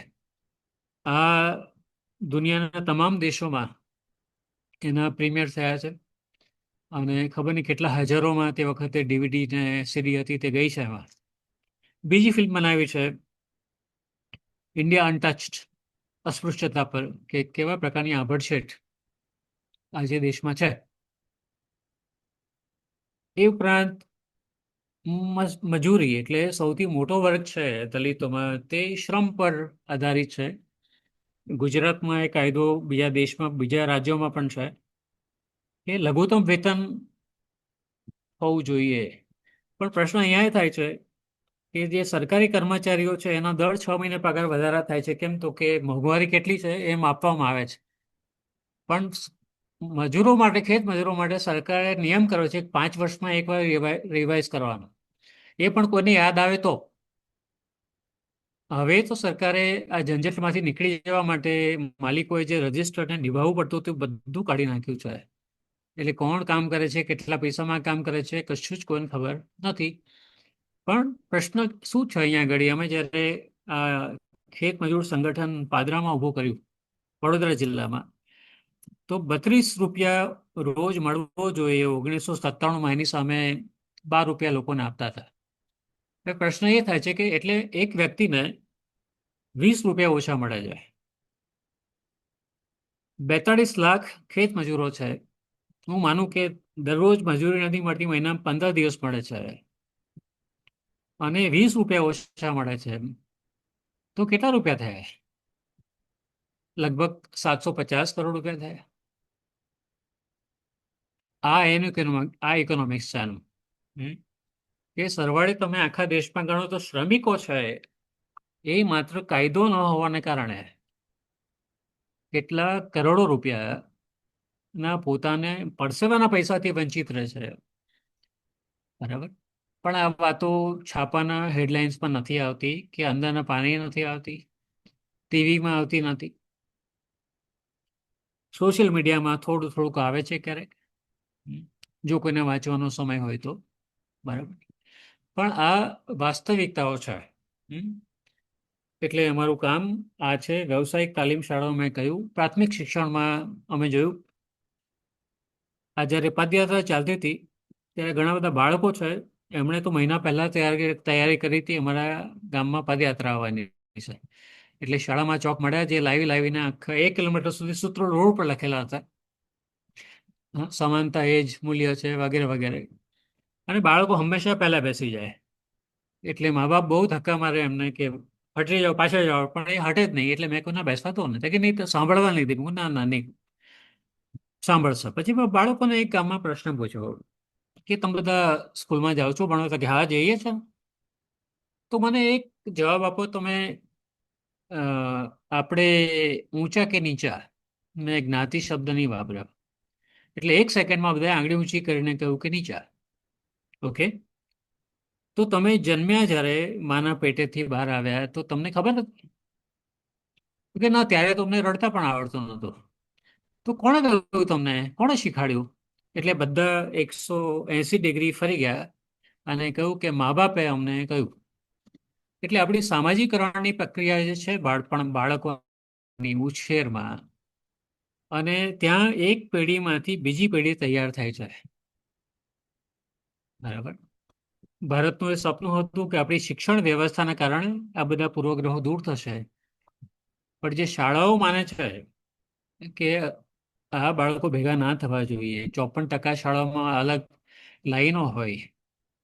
એક રસપ્રદ ઘટના એ છે છેલ્લે એક આનાથી થોડુંક આગળ વધીને મેં લગભગ બાળકો માટે 18 પુસ્તકો લખ્યા, 14 પુસ્તકો લખ્યા. અને દરેક ગામમાં લગભગ 850 ગામમાં પુસ્તકાલય ખોલ્યા અમે.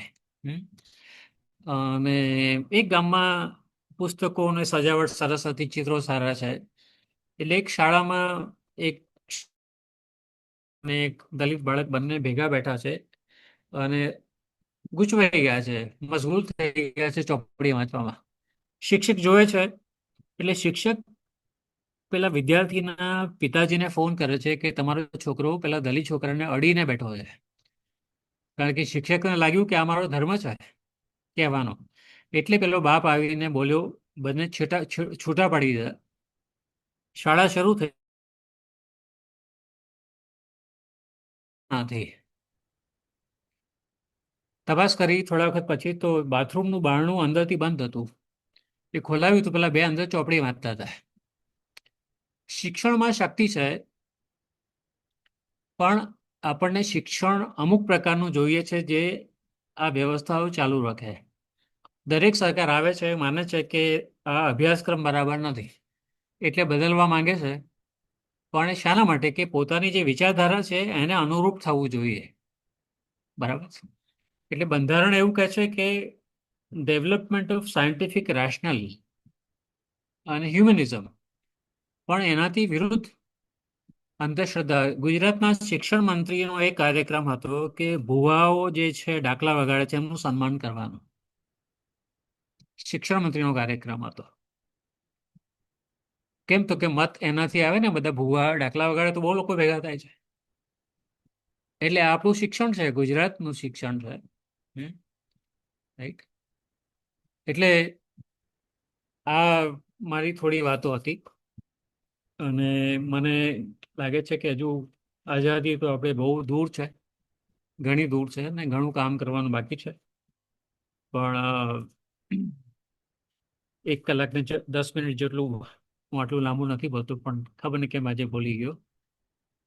પણ જો કોઈના પ્રશ્નો હશે તો હું ચોક્કસ આભાર ફરી એકવાર. શૈલેષ, મને તમારા કાર્યક્રમમાં તમે આમંત્રણ આપ્યું. Swarakshar. Okay, thank you so much.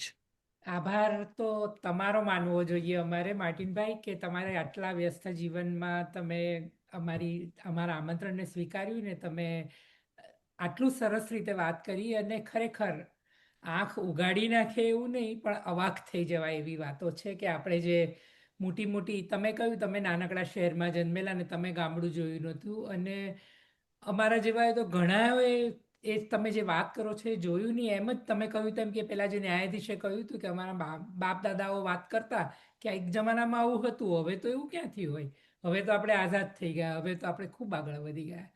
પણ અને તમે જે રામ પાતરની વાત કરી કે ભગવાન શ્રી રામના નામ, જેનું આપણે નગારા વગાડીએ છીએ, એના નામ સાથે જોડાયેલું ને કેટલું અપમાનજનક આ શબ્દ બોલતા પણ આપણને જીભ ધ્રુજે એવું છે કે આ કઈ જાતનું ચાલી રહ્યું છે.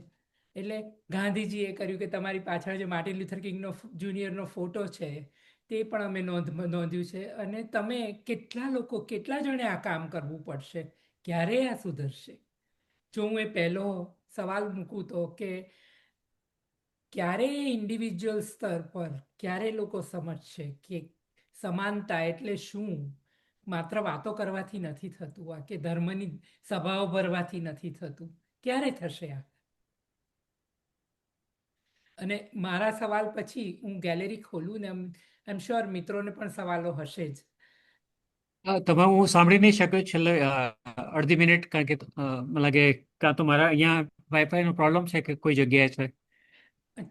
મારે માત્ર એટલું જ કહેવું હતું કે ગાંધીજી કરો કે માર્ટિન લ્યુથર કિંગ જુનિયર જેનો ફોટો તમારી પાછળ છે, એ કે તમે કે કેટલા બધા કાર્યકરોએ ઘણું ઘણું કામ કર્યું છે ને ઘણું થતું રહ્યું છે, પણ આમાં ફેર ક્યારે પડશે, કે આમ વૈયક્તિક સ્તરે ક્યારે બદલાશે આ, કે ક્યારે લોકો સમજશે કે સમાનતા એટલે શું અને એ કેવી રીતે કેળવવી? એ મારો પહેલો સવાલ છે. અને ત્યાર પછી હું ગેલેરી ખોલું છું, કોઈ મિત્રોને સવાલ પૂછવા હોય તો હાથ કે વર્ચ્યુઅલ હાથ ઉપર કરશે, એ પ્રમાણે આપણે આગળ વધીશું. અને જે મિત્રોનો વિડીયો બંધ હોય તે વિડીયો ચાલુ કરીને પછી હાથ ઊંચા કરે તો અમને દેખાશે. મેં આગળ કહ્યું એમ કે વિડીયો બંધ હોય તો અમારી મને અવાજ નથી સંભળાતો. મિત્રો, તમને કોઈને તકલીફ પડે છે અવાજ સાંભળવામાં કે સંભળાય છે અમારો બરાબર? હા. અચ્છા, માર્ટિનભાઈ તમારા એન્ડ પર છે કદાચ. પણ એનીવે નીતાએ અવાજ બંધ થઈ ગયો, એમને અવાજ નથી આવતો. સંભળાય છે તમને Martin? Martin okay. He will rejoin. આપણે 2 મિનિટ રાહ જોઈએ. હા, હી ઇઝ બેક. સંભળાય છે માર્ટિન? સંભળાય છે? આઈ ડોન્ટ થિંક તમારું નહીં, બહુ ઓછો અવાજ આવે છે, અત્યંત ધીમો આવે છે એટલે સંભળાતું નથી. આ આ આ બીજા કોઈને જો સવાલ હોય તો પૂછો, જેથી કરીને તમારા કોઈના એન્ડ પરથી એમને જો સંભળાઈ શકે એમ હોય તો પ્લીઝ. રાજેશ, હસુબેન, કોઈને, તોરલ, કોઈકને પણ સવાલ હોય તો પ્લીઝ હેલ્પ અસ.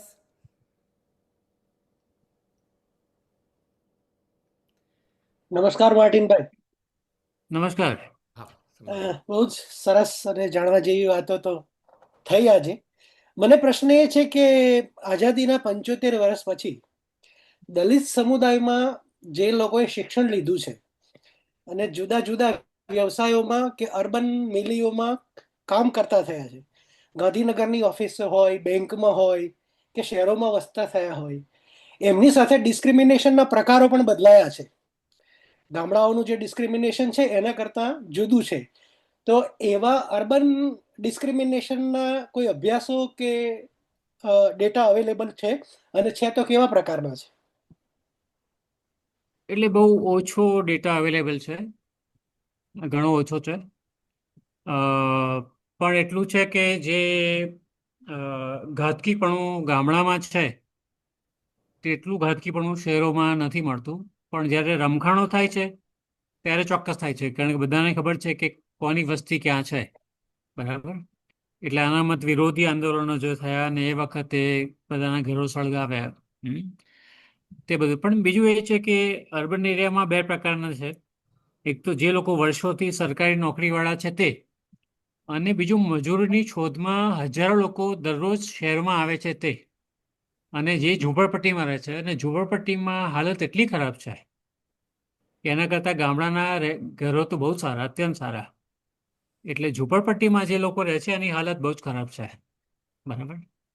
અહીંયા કદાચ સીધો ભેદભાવ ઓછો છે, પણ જીવવાનો સંઘર્ષ બહુ કપરો છે. રોટલો ક્યાંથી તમને મળે?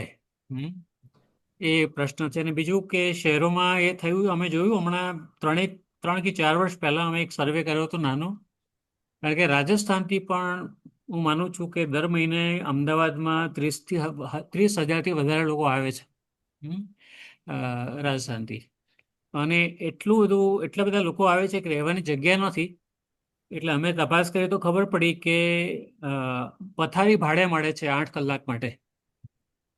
એટલે 8 કલાક સૂઈ જાઓ, પછી તમે 16 કલાક કામ કરો, બીજા 16 કલાકમાં બીજા 2 લોકો 8 કલાક ત્યાં સૂઈ જશે. એટલે પથારીનો કોન્સેપ્ટ છે ભાડે આપવાનો. બરાબર. અને હાલત બહુ ખરાબ છે, પણ કારણ કે રાજસ્થાન ડ્રાય છે અને ત્યાં તો બિલકુલ મળતું નથી.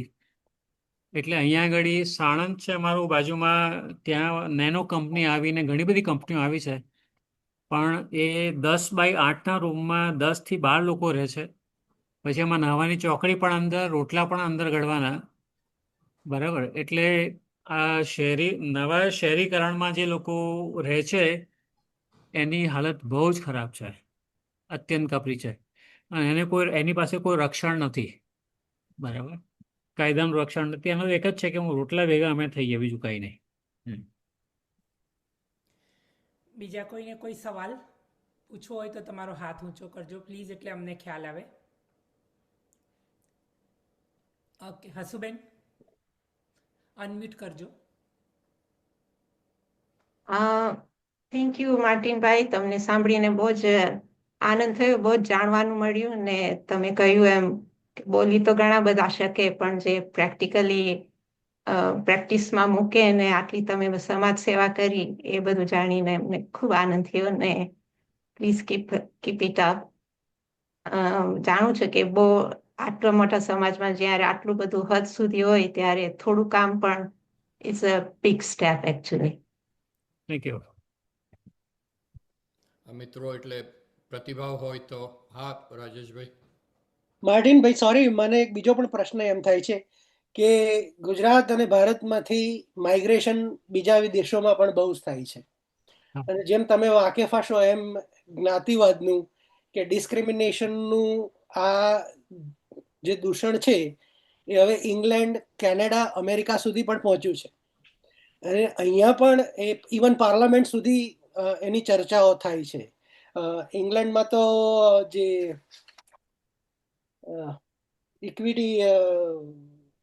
ઇક્વાલિટી એક્ટ 2010, એમાં પણ દલિત મુદ્દાને સમાવવાની જે વાતો હતી વગેરે. તો એવી પરદેશમાં દલિત ડિસ્ક્રિમિનેશન માટે કામ કરતી સંસ્થાઓ સાથે તમારી સંસ્થાનું એવું કોઈ કોઓર્ડિનેશન છે જેને આધારે કોઈ ડેટા ઉપલબ્ધ થાય કે નહીં? જી, મેં ઘણા દેશોમાં મિત્રો સાથે કામ કરેલું છે, ખાસ કરીને ડર્બન કોન્ફરન્સ વખતે. એટલે યુકેમાં છે, જર્મનીમાં છે, નેધરલેન્ડ્સમાં છે, યુએસમાં છે, કેનેડા હું ક્યારે આવ્યો નથી. અને કેલિફોર્નિયામાં જ્યારે પાઠ્યપુસ્તકો બદલવાની વાત હતી ને એમાં જાતિનો મુદ્દો સમાવો કે એની ડિબેટ હતી, ત્યારે મેં એક પેપર લખીને ત્યારે મોકલ્યું હતું. એટલે ઘણા બધા મિત્રો સાથે સંપર્ક મારો છે. હવે જો કે ઓછો છે અત્યારે પહેલાં કરતાં. પણ તમારી વાત એકદમ સાચી કે ડિસ્ક્રિમિનેશન ત્યાં પણ છે. મને બરાબર યાદ છે, એક વખત હું લોસ એન્જલસ હતો અને ખબર પડી કોઈને કે હું આવેલો છું, એટલે કેલિફોર્નિયાથી શીખો આવ્યા અને કહ્યું કે તમારે અમારા ગુરુદ્વારામાં આવવાનું છે. મેં કહું મારા પાસે સમય બહુ ઓછો છે, ને તો કે ના, અમે તમને લઈ જઈશું ને મૂકી જઈશું. મને ગયો ત્યાં, પણ એ મને બતાવવા માંગતા હતા કે ભારતથી 17,000 કિલોમીટર દૂર એ રવિદાસી શીખોના ગુરુદ્વારામાં રવિદાસી સિવાય કોઈ આવતું નથી. આ મારો અનુભવ ત્યાં હતો. ડર્બનમાં પણ આવો જ અનુભવ રહ્યો. અહીંયાથી જે બધા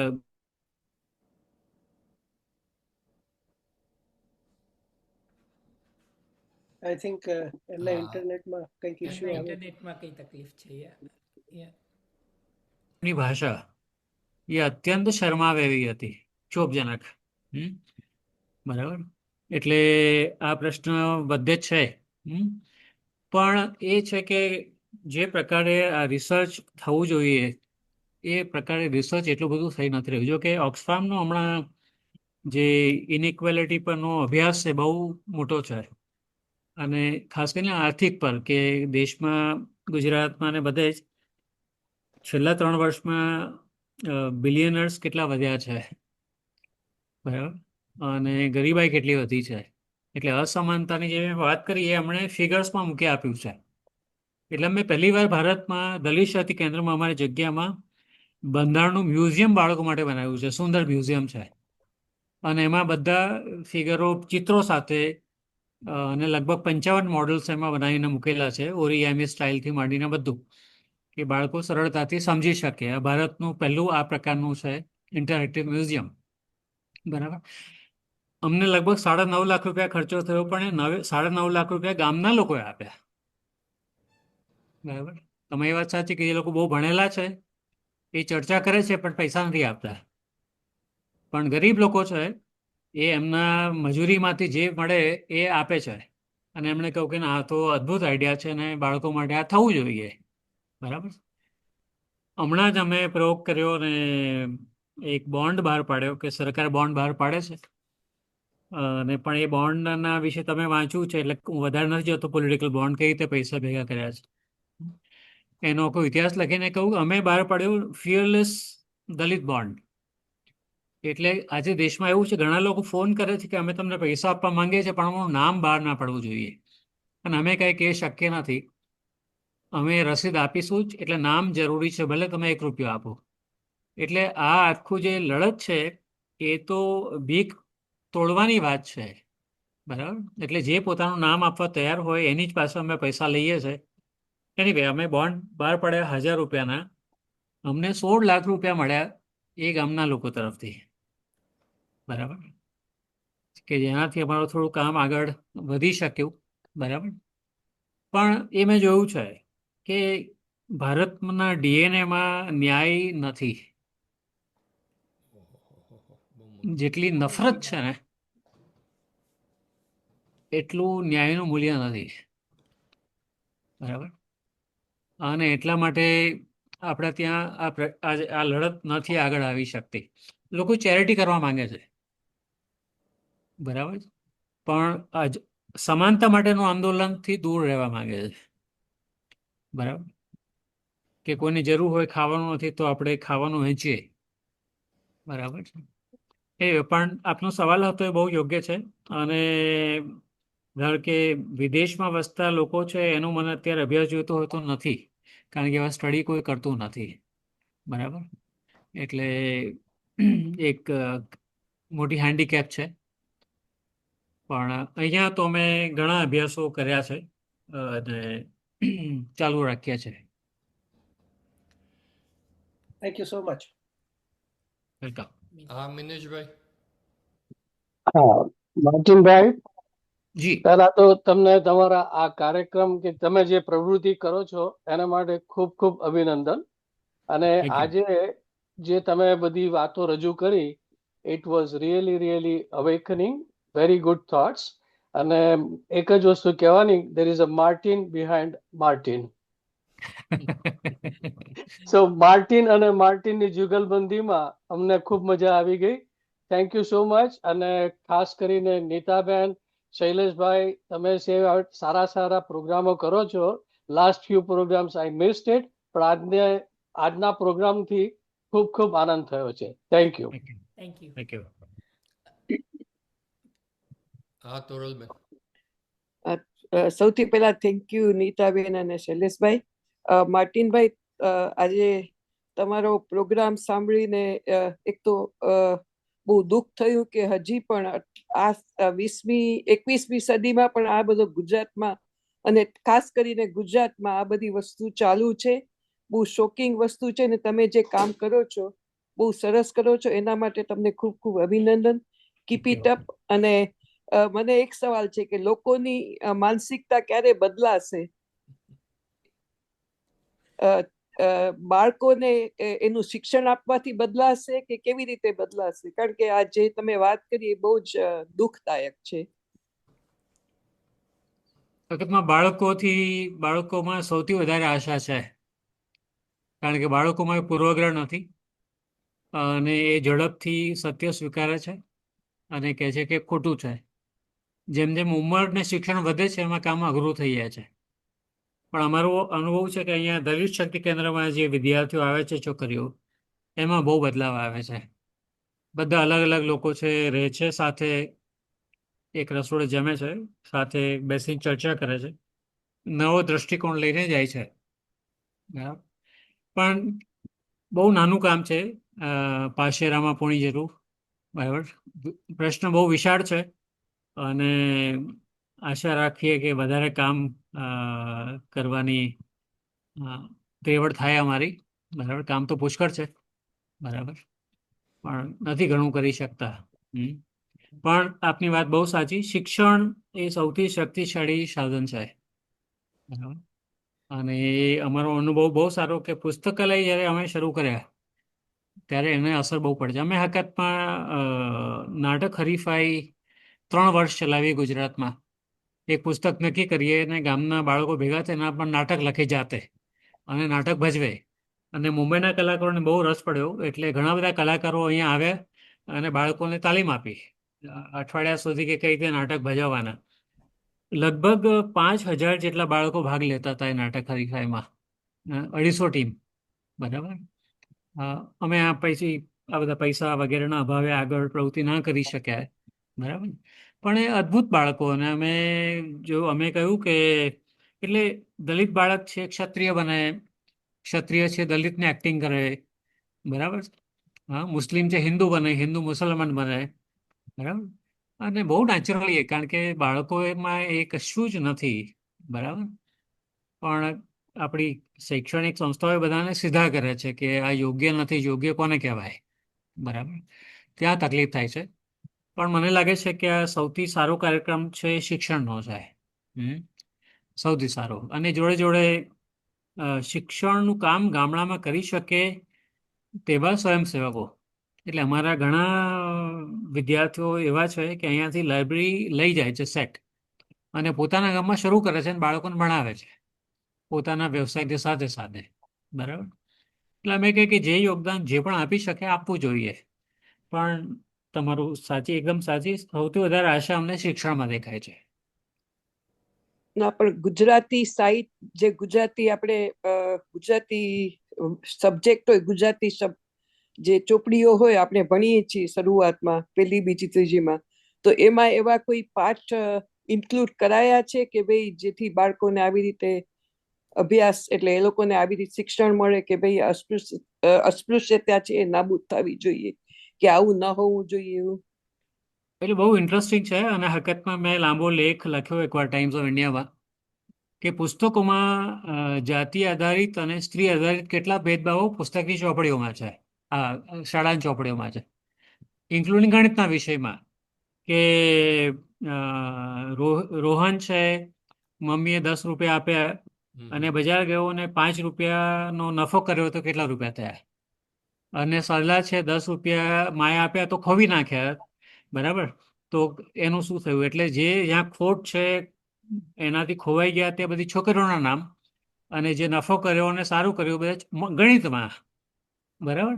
એટલે મેં બધું લાંબો લેખ લખ્યો તો એની સરકારે બધું સુધાર્યું એ ચોપડીઓ બધી. પણ ગુજરાત વિદ્યાપીઠ ગાંધીએ શરૂ કરેલી એની એક ચોપડી નાની, અને 1-2 પાનાની ચોપડી છે પુસ્તિકા, અને એમાં સીન એટલું જ છે કે એ ઘરમાં આગ લાગે છે અને એ કહેવાતી ઊંચી જ્ઞાતિના લોકોનું ઘર છે અને ત્યાં કોઈ છે નહીં, ઘરડા લોકો અંદર છે. એટલે એક બાળક છે દલિત, એ દોડીને જાય છે અને આગ ઓલવી નાખે છે. અને લોકો બચી ગયા ઘરમાં, અને એ થોડો બાળક દાઝી ગયો છે. છેલ્લું સીન છે કે બાળક દાઝેલો હોસ્પિટલના બિછાને સૂઈ ગયો છે. એના દાદા દાદી મા બાપ ત્યાં છે, અને પેલું જે ઘર બચી ગયું એ લોકો પણ ત્યાં છે. અને પેલું જેનું ઘર બચી ગયું કહે છે કે તમારા છોકરાને ધન્યવાદ આપવાના કે એણે આ કામ કર્યું, ના હોત તો આજે અમે બધા મરી ગયા હોત. અને આ મા બાપ જે છોકરાને કહે કે ના ના એ તો અમારા બાળકની ફરજ હતી. છેલ્લું જે સંદેશ છે તે બાળકના મોઢેથી આવે છે ચોપડીમાં. કુદરતી આફતના સમયે કોઈએ ભેદભાવ પાડવો નહીં. વાહ. આ વિદ્યાપીઠની લખેલી ચોપડી છે. મેં મારો મિત્ર સુદર્શન છે ત્યાં વાઇસ ચાન્સલર એને બોલાવ્યો અને કહ્યું કે જો હવે વાંચી ત્યાં આ વિદ્યાપીઠ આ કરે છે. એટલે મેં ગીજુભાઈ પ્રત્યે મને પુષ્કળ માન છે, પણ ગીજુભાઈના પુસ્તકો વિશે મેં બહુ ડિટેલમાં અભ્યાસ કરીને બહાર પાડ્યું કે કેટલા પૂર્વગ્રહો જાતિના અને સ્ત્રી આધારિત છે. સ્ત્રીઓ માટે રંડી શબ્દો આ તો ના સહન કરી શકાય. કઈ રીતે સહન કરી કે તમે રાંડી કહીને બોલાવો છોકરીને? બરાબર છે. એટલે તો ઘણાએ મને કહ્યું કે નહીં નહીં માર્ટિનભાઈ, એ જો એમના સમયમાં, એમનો સમય એટલે ગાંધીના કન્ટેમ્પરરી છે. જ્યોતિબા ફૂલે તો એના પહેલા 100 વર્ષ 50 વર્ષ પહેલા હતા, અને બુદ્ધ 2500 વર્ષ પહેલા હતા. એમના મોઢે ક્યારે આવા શબ્દો આવ્યા નથી. એટલે આ વાત ખોટી છે. બરાબર છે કે ભાષા ગ્રામીણ જે પણ હોય, પણ શિક્ષણમાં તો આપણી પાસે બધું જ સુધારવાનો અવકાશ છે. બરાબર, એ તક ના જવા દેવી જોઈએ. એટલે અત્યારે સૌથી મોટો પ્રશ્ન એ છે કે જે પુસ્તકો છે એમાં ઠાંસીને અવૈજ્ઞાનિક વાતો અને ધાર્મિક વાતો એટલી ભરી છે, બરાબર, કે બીજું કશું બાળકને સૂઝે જ નહીં. બરાબર. મને કોઈ ધર્મ પ્રત્યે કશું, હું પોતે કોઈ ધર્મમાં માનતો નથી. બરાબર. પણ આ ધર્મથી કોઈનું પેટ નથી ભરાતું. બરાબર. પણ એ એટલું, એમાં એટલો વધારો છે ધાર્મિકતાનું જનૂન, અને એના આધારે નફરત. બરાબર. બાળકોમાં નફરત ફેલાઈ ગઈ છે. રિક્ષા ચાલક કોણ હોવો જોઈએ, તમારી સોસાયટીમાં આ ના આવવો જોઈએ. આ દેશમાં તમે રહી કઈ રીતે શકો? બરાબર. અને તમે નફરત ફેલાવશો તો એ તો તમે અખંડિત ભારત કઈ રીતે બનાવવાના છો? બરાબર. પણ શિક્ષણ આ કામ કરવું જોઈએ, એનામાં શક્તિ છે. પણ આપણે શિક્ષણ કોને કહેવાય? મેં વાંચ્યું તે પ્રમાણે ગાંધીજી જેલમાં હતા અને પછી વર્ધા આશ્રમમાં. તે વખતે શિક્ષણની નીતિ શું હોવી જોઈએ એના વિશે ત્યારે કામ કરતા હતા. ભારતની આઝાદીનો તો હજુ ઘણું વાર હતી આવવાની, પણ એ પૂર્વ તૈયારી ત્યારથી ચાલતી હતી કે શિક્ષણ કેવું હશે. બરાબર. આજે એના વિશે કોઈ વિચારતું નથી. આજે છાપામાં છે કે 3 ટ્રક પકડાઈ. જે પુસ્તકો વેચ્યા નથી બાળકોને હજુ, એ કંઈ ભંગારમાં વેચતા હતા. એટલે અમદાવાદમાં 3 ટ્રક ભરેલા પુસ્તકો પકડાયા છે. પુસ્તકની છપાઈમાં હલકો કાગળ, એમાં ભ્રષ્ટાચાર. પુસ્તક ખરાબ છાપે એમાં ભ્રષ્ટાચાર. એટલે કંઈક હવે એ તો જાણે કે નોર્મલ થઈ ગયું છે, ન્યૂ નોર્મલ છે. બરાબર. એટલે તમે શિક્ષકોને, મારા એક મિત્ર છે શિક્ષક, જે મારી ચોપડીમાં બધા ચિત્રકામ કરતા હતા. મને કહ્યું કે મેં કહ્યું કે બાળકોને વધારે ભણાવીએ, તો બધા શિક્ષકો ભેગા થઈને કહ્યું કે તું ડાયો ના થા, કારણ કે તારા પાછળ અમારે પછી કામ કરવું પડે છે. એટલે આજે શિક્ષકોમાં એવું થયું છે કે પગાર પંચ જેમ જેમ આવે ને પગાર વધે એટલે ઇન્વેસ્ટમેન્ટ ક્યાં કરવું તે શિક્ષકોનો પ્રાઇમ વિષય છે. અહીંયા સાણંદની બાજુમાં મારો એક મિત્ર છે, એની લેઝર ફેક્ટરી છે. એટલે ઘણી વાર જવું કંઈક ને કંઈ કામ રમકડા બનાવડાવવા કે કંઈ. તો બાજુમાં એક દવાની દુકાન છે એગ્રીકલ્ચરમાં, કે આ દવા નાખો તો આટલું તમારું ઉત્પાદન વધશે. હવે એ પ્રાથમિક શાળાનો શિક્ષક છે અને શાળાના સમયમાં 8 થી 10 આંટા મારે છે ફેક્ટરી જોવા માટે. બરાબર. પણ હવે તમે આ તો ગામે ગામ એટલા બધું છે કે તમે કોને પહોંચી વળો? બરાબર. સરકારી અધિકારીઓ આના વિશે ધ્યાન દોર્યું છે સરકારનું કે આ તો આ શિક્ષણથી તો તમે 21મી સદી શું 18મી સદીમાં બાળકોને લઈ જાય છે. બરાબર. મારા ત્યાં શાળામાં હવે 3 શાળા ચાલતી હતી, બંધ થઈ ગઈ પૈસાના અભાવે. બાકી 2500 બાળકોને અમે ભણાવ્યા. હવે શાળામાં શિક્ષક લેવાનો મેથેમેટિક્સના વિષય સાથે એણે M.Com કર્યું છે, ડિસ્ટિંક્શન છે. એને મેં પૂછ્યું કે મારો ઓરડો છે 15 ફૂટ બાય 20 ફૂટનો છે, એનું ક્ષેત્રફળ. તો કે સાહેબ આ તમે બહુ અઘરો પ્રશ્ન પૂછ્યો. અચ્છા તને સહેલો પૂછ્યો, 1 કિલોમાં ગ્રામ કેટલા? 10 ગ્રામ. He is Masters of Commerce with Mathematics with distinction. પીએચડીના વિદ્યાર્થીઓ સાથે મેં કામ કર્યું છે. એમની થીસીસ તમે વાંચો, કશો જ કંઈ સંબંધ નથી વાસ્તવિકતા સાથે. એટલે ભારત શિક્ષણ વિશે બહુ ગંભીરતાથી વિચાર નહીં કરે. તો યુદ્ધ કરતા મોટો જે ખુવારી થવાની છે, શિક્ષણમાં થવાની છે. એટલે જ્યાં સુધી ઇન્ડિવિજ્યુઅલ લેવલ પર જાગૃતિ ન આવે ત્યાં સુધી આમાંનું કંઈ થવાનું નથી. એ તમારો ટૂંકમાં સંદેશ છે ને. પન્નાબેન કંઈક કહેતા હતા. પન્નાબેન, મને અ, બહુ જ આનંદ થયો માર્ટિનભાઈને મળીને. It was an eye opener talk.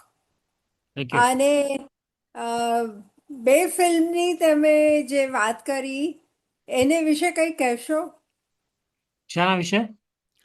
બે બે ફિલ્મો. Film laser Human. Laser human. હા, લેસર હ્યુમન છે તે માથે મેલું ઉપાડવાની પ્રથાને લગતી ફિલ્મ છે. Okay. અને એ તમને ત્યાં યુટ્યુબ પર મળી જશે. Okay. એનો પ્રોડ્યુસર છે કે સ્ટાલિન કરીને, એનું નામ સ્ટાલિન છે. Okay. અને બીજી છે ઇન્ડિયા અનટચ્ડ. ઇન્ડિયા. ભારતના 8 રાજ્યોમાં અને 4 ધર્મોમાં, એટલે હિન્દુઇઝમ, ક્રિશ્ચિયાનિટી, સિખિઝમ ઇસ્લામ. અને ઇસ્લામ, આ 4માં કેવી આભડછટ છે એનું બહુ સરસ નિરૂપણ છે. આ બંને ફિલ્મ જોવા જેવી છે. Thank you. બનશે તો હું યુટ્યુબની લિંક આપણા જે સ્વરક્ષર. સ્વરક્ષરની હા. પેલીમાં ઈમેલમાં અને ફેસબુક પર મૂકીશ. જો મને મળી જશે તો આજના સંવાદની સાથે. તો મિત્રો, સૌનો ખૂબ ખૂબ આભાર. માર્ટિન, તમારો દિલી આભાર. Thank you. અને મળતા રહીશું. Stay in touch. Thank you મિત્રો. Thank you. આજની Thank you. સભા અહીં આપણે thank you. Thank you. It was an eye opener. Thank you Pannaben. Thank you. Thank you આનંદ વેરી થયો મચ. બધાને મળીને. હા હા. Thank you. ઓકે, મળીએ. મળીએ.